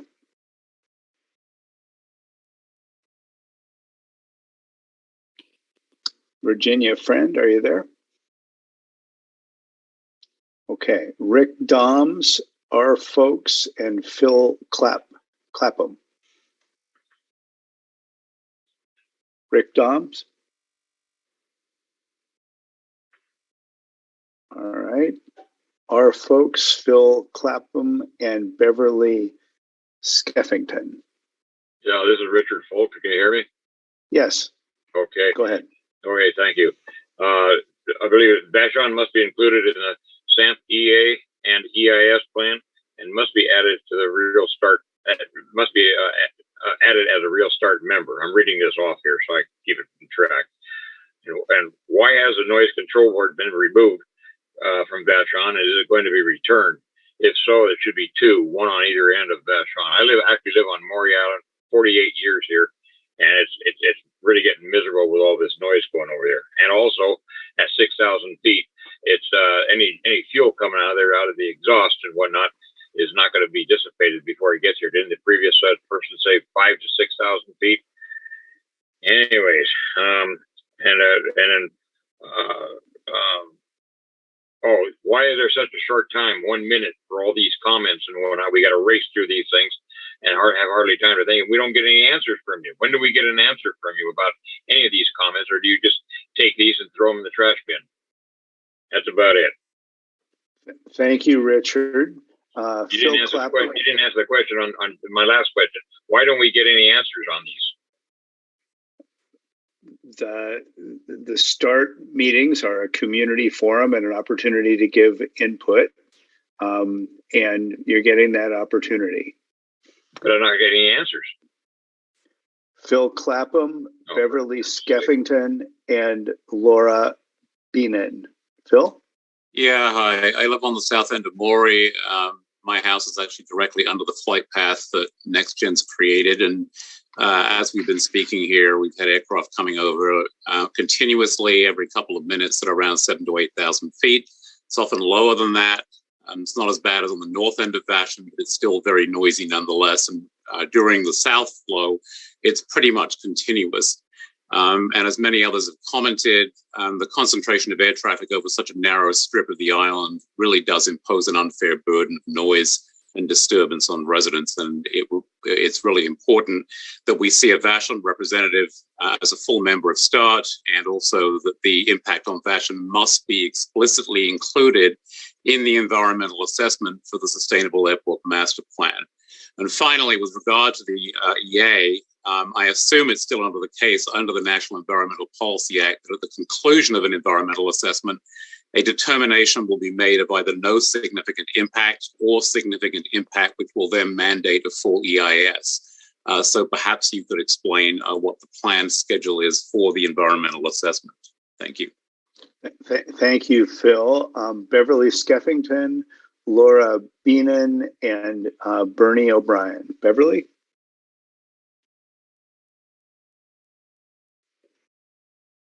Beverly Skeffington, are you there? So Laura Beenan, Bernie O'Brien, and Lola Michelin. Laura? Hi there. Thank you for the opportunity to comment.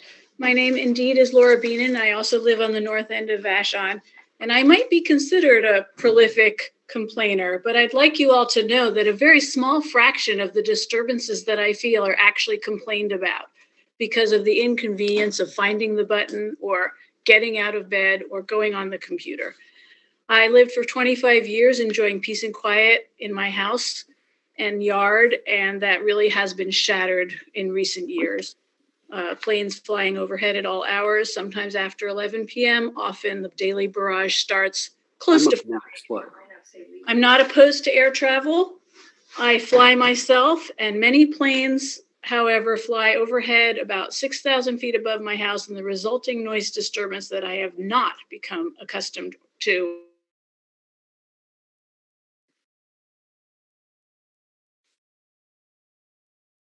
Thank you, Laura. Bernie O'Brien, Lola Michelin, and Lisa Loeffler. Bernie?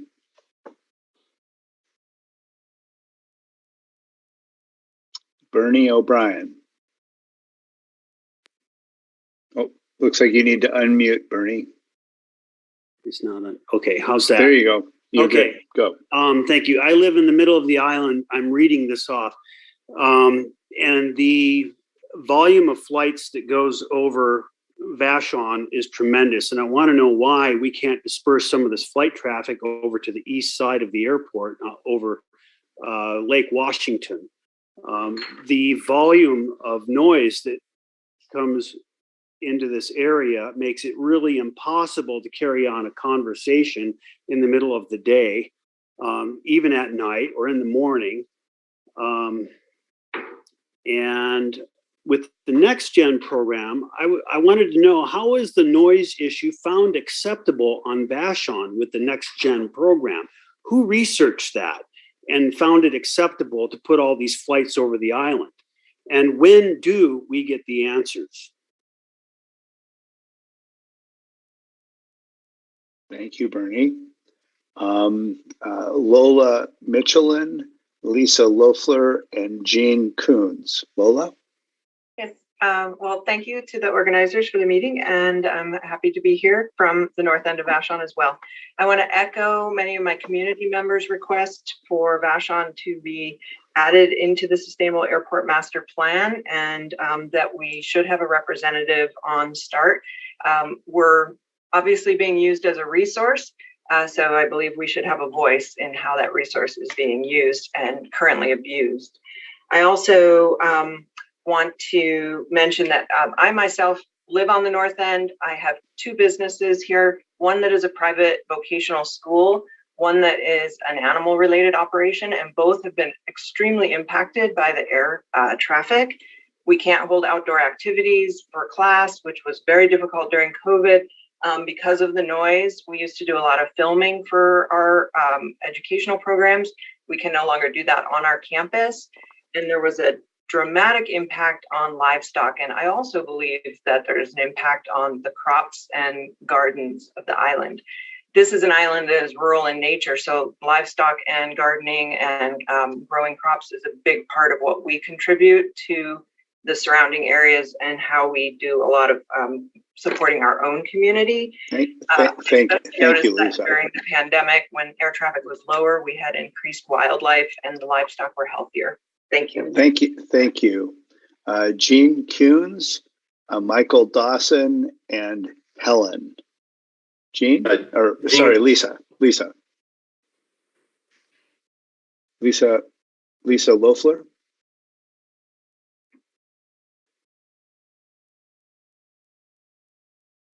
Okay, Jean Kuhns. Hi, Gene Kuhns from the north end of Vashon Island.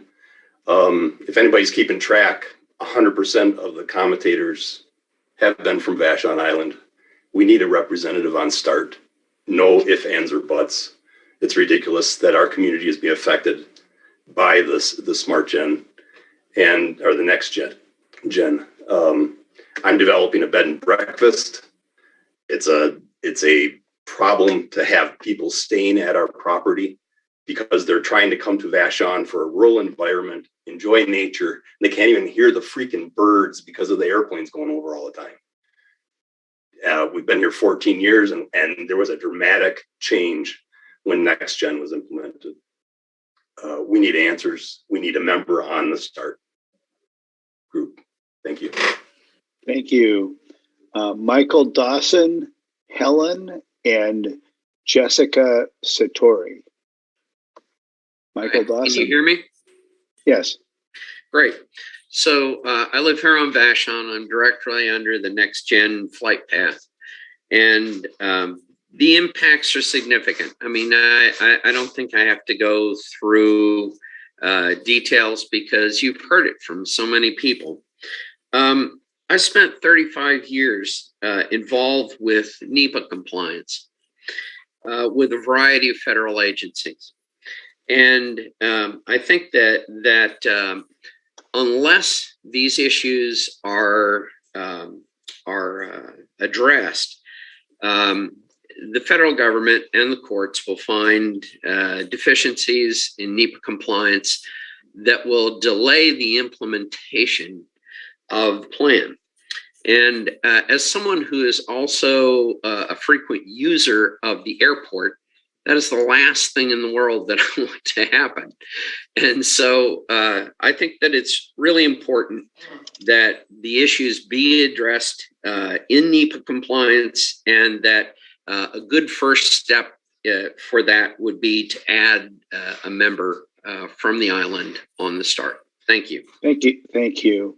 Helen, Jessica Satori, and Ann Croker. Helen?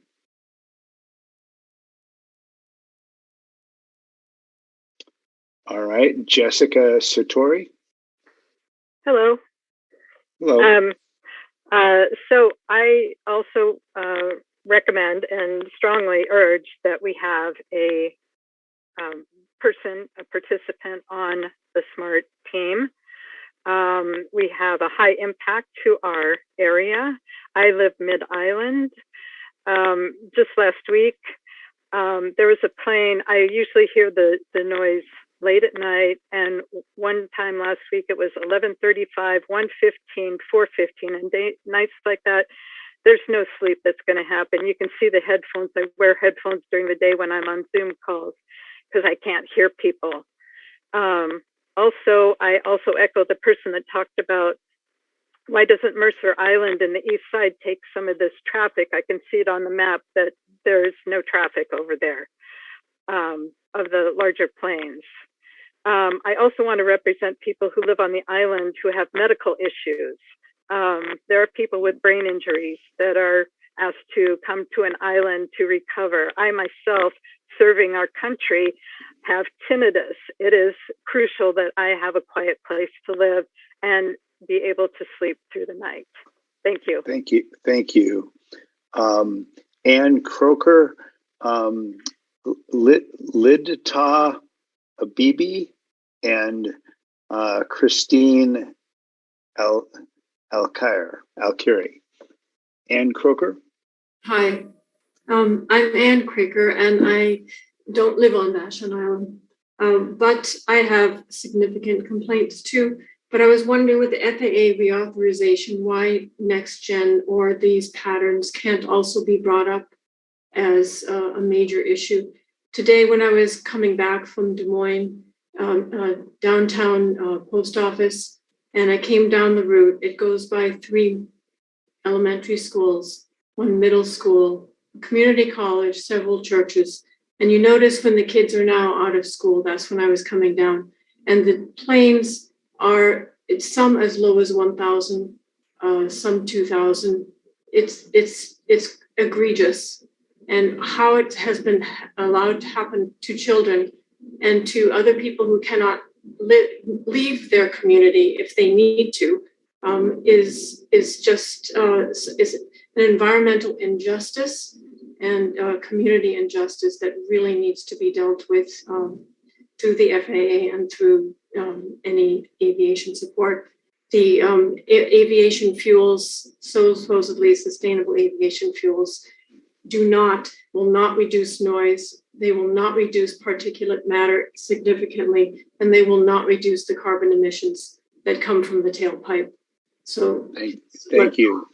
Thank you. Carol Jones, I see your hand. You're on my list a ways down. Do you need to talk sooner?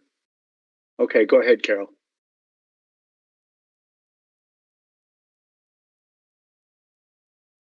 You need to unmute though. There we go. Sorry. I just wanted to say, I think that you've heard everything that Vashon Island has, I just want to repeat everything. And I also want to say that earlier you had mentioned that this was community input.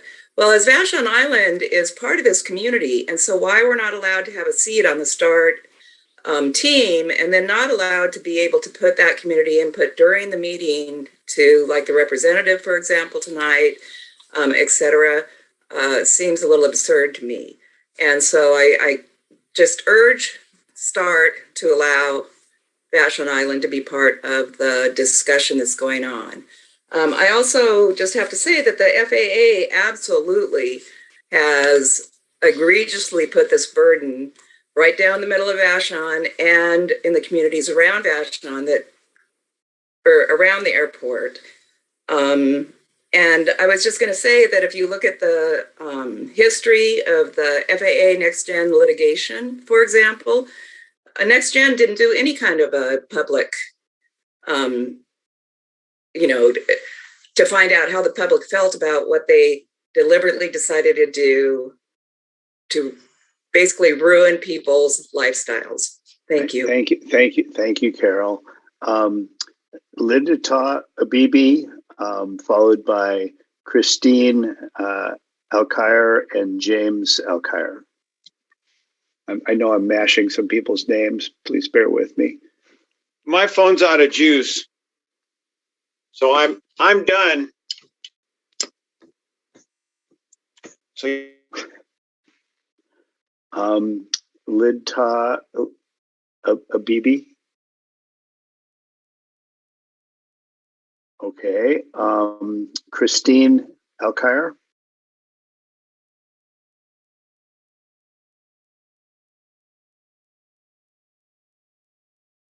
You need to unmute.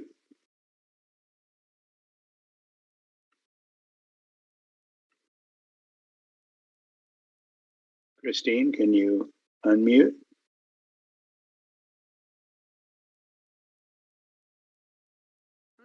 There I am.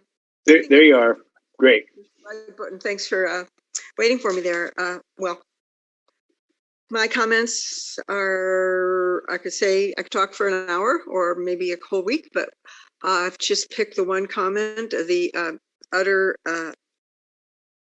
let's say, unmitigated problem of our community is a rural community. It's designated by King County as a rural community with all the limitations that go, that legal definition that we have upon us.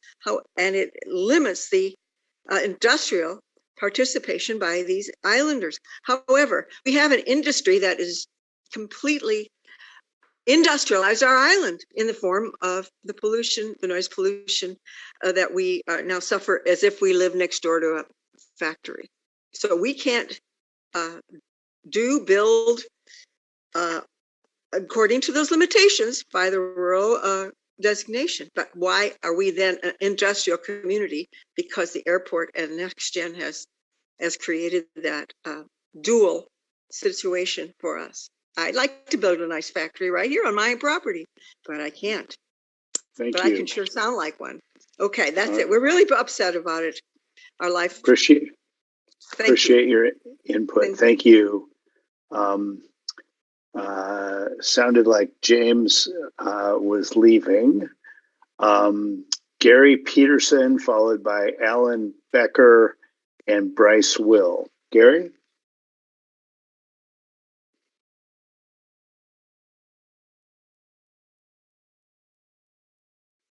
Gary Peterson.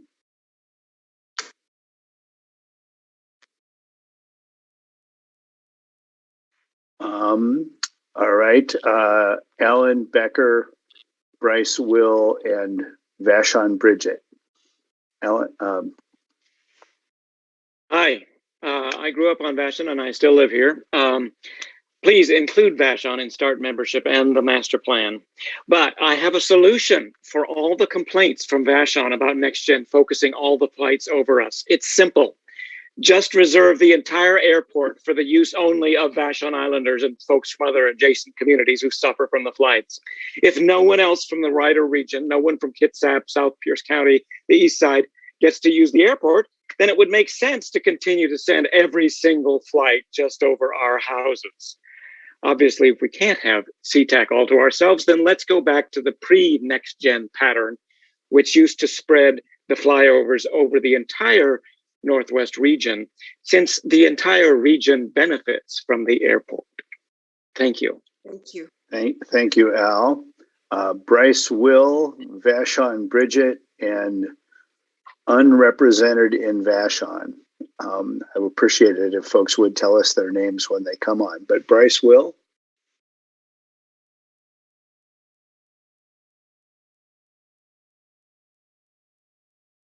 Bryce, if you're there, you need to unmute. I don't see Bryce. Okay, Vashon Bridget, if you're there, if you'd identify yourself, we appreciate it.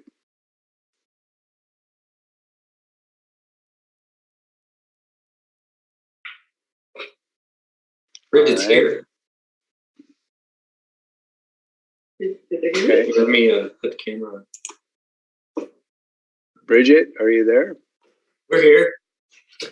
Hi, I did not get the link, and I assume that's why all the other people aren't speaking either. I signed up and I never got a confirmation, so I'm now on my husband's link. I'm devastated. I moved here for one reason, and that was peace and quiet, and it is gone. I try and run a business out of my house. It's deeply affected. I try to spend time in my garden. I feel toxic, heartbroken. The lack of representation, the lack of answers, the lack of apparently valuing us is devastating. It's got to change. Thank you. Thank you. The next person signed up as unrepresented in Vashon. Is that person here?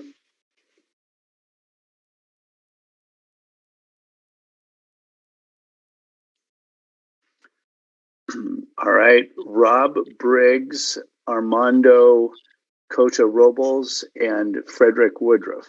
Rob? Good evening. My name is Rob Briggs. I live on Vashon Island, and I agree with all of the comments that you've heard from Vashon folks. I've been involved with a public interest group that has taken a close look at so-called sustainable aviation fuels.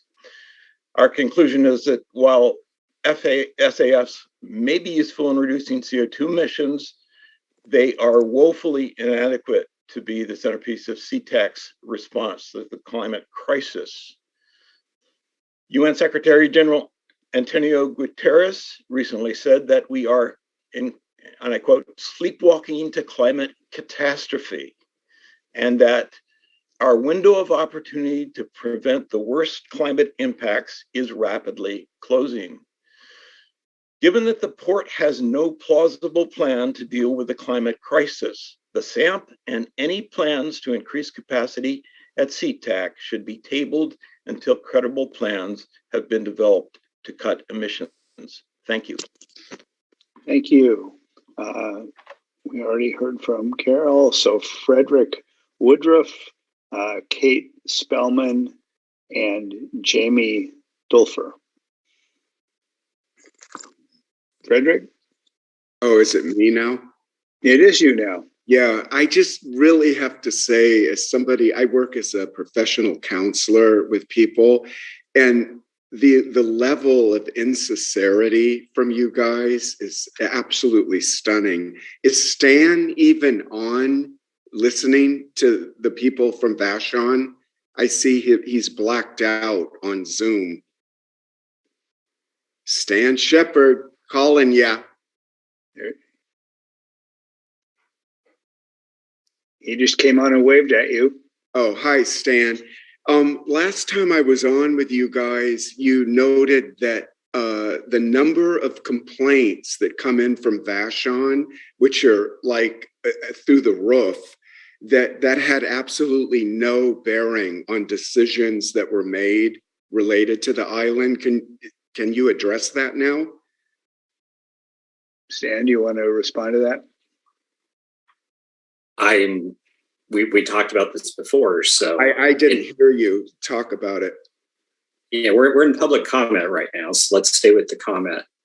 So you're not answering. All right. Complaints? Yeah. There you go. There, in a nutshell, there's the whole way that you guys relate to the island. Thank you for confirming that. Okay. Thank you, Fred. It's Frederick. Thank you, Frederick. And it's E. Kate Spellman, Jamie Dulfer, and Gail Detzer. Hi, this is Kate. This is Kate Spellman.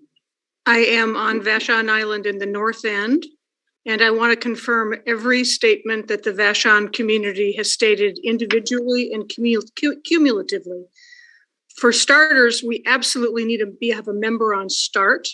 We are disproportionately affected by Next Gen, which was a tremendously arbitrary decision affecting a little narrow island without cause. Moreover, the concentration of air traffic over this narrow island inflicts an unfair burden as a result of this arbitrary decision. The idea that there are only 2.3 landings each night out of noise compliance is ludicrous. When people state that they do not know how they would possibly understand our experience, let me repeat the same invitation I made in a prior meeting, which is, come on out. We'll be happy to have you visit, because there is, as has been noted by several people, there is a flight that comes in from Hawaii at 3:10 that is way under altitude and very loud. And then there's a second at 4:20 over my house, which, oh, by the way, is exactly in the zone where any jet fuel dump is going to happen and is relentlessly subjected to 3.5-minute flights all day long. So you are, thank you. Thank you. Jim Alkire, I see that you figured out a way to get back on. Do you want to go ahead? You'll need to unmute. Yes, thank you very much. First off, I've been to START meetings before, and I want to thank all of you for being receptive and responsive. And I know that the FAA controls the airplanes and you guys don't. So I know that you guys are frustrated, and I know that all of the stakeholders are frustrated. And on Vashon Island, we don't want to complain or belittle any of the other stakeholders. It's just that being in a rural setting, we have a much lower ambient noise level than the city. And so when the airplanes fly over here, we have a very similar problem in relative noise increase that someone in Georgetown or Federal Way or other stakeholders would have. So even though the noise is a little less here because the engines aren't revving up, it's not less from the perspective of ambient noise. And anyway, thank you. We do need a representative on START, so we encourage you to offer us a position. Thank you. Thank you.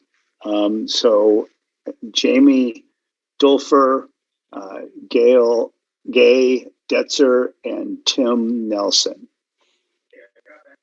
You did. I'm proud of you. Okay, who's speaking now? Jamie Dulfer? Yeah, that's me. Yeah, so I'm another Vashon North Ender. And yeah, as we all know, SeaTac airport operations, they significantly affect Vashon residents. Complaint statistics show Vashon consistently at or among the top complaint generating areas in both unique households and complaint count. No doubt it's the tight next-gen flight path, as we all know, at low altitude, set against how peaceful it is when planes aren't overhead, just like Jim was saying. And so we're more noticeably affected even than many communities closer to the airport. I mean, my heart goes out to you guys because you are so much closer. I totally get that. But certainly because, I mean, the complaints reflect that we are a neighboring community. Vashon definitely deserves representation in airport stakeholder groups like this one, as much as any adjacent neighbor. Also, there's a great deal of environmental awareness of all kind on Vashon, and from what I understand, when NextGen was being implemented, there was no environmental impact consideration for Vashon. So I would like to say that Vashon must be included at any rate in any and all environmental impact studies in the future for SeaTac. And let's get that noise monitor back. Thank you very much. Thank you for your comments. Gay Detzer and Tim Nelson.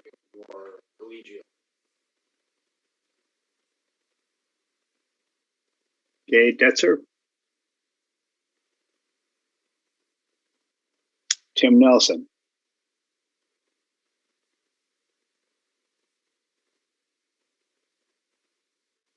Tim Nelson, are you there? Okay, that brings us to the end of folks that signed up for comment. I appreciate everybody's comments, and I know that lots of the folks that are fully engaged in START are here and listening, so you're being heard. Thank you for your, yes? Who is in charge of organizing START and allowing membership on that committee?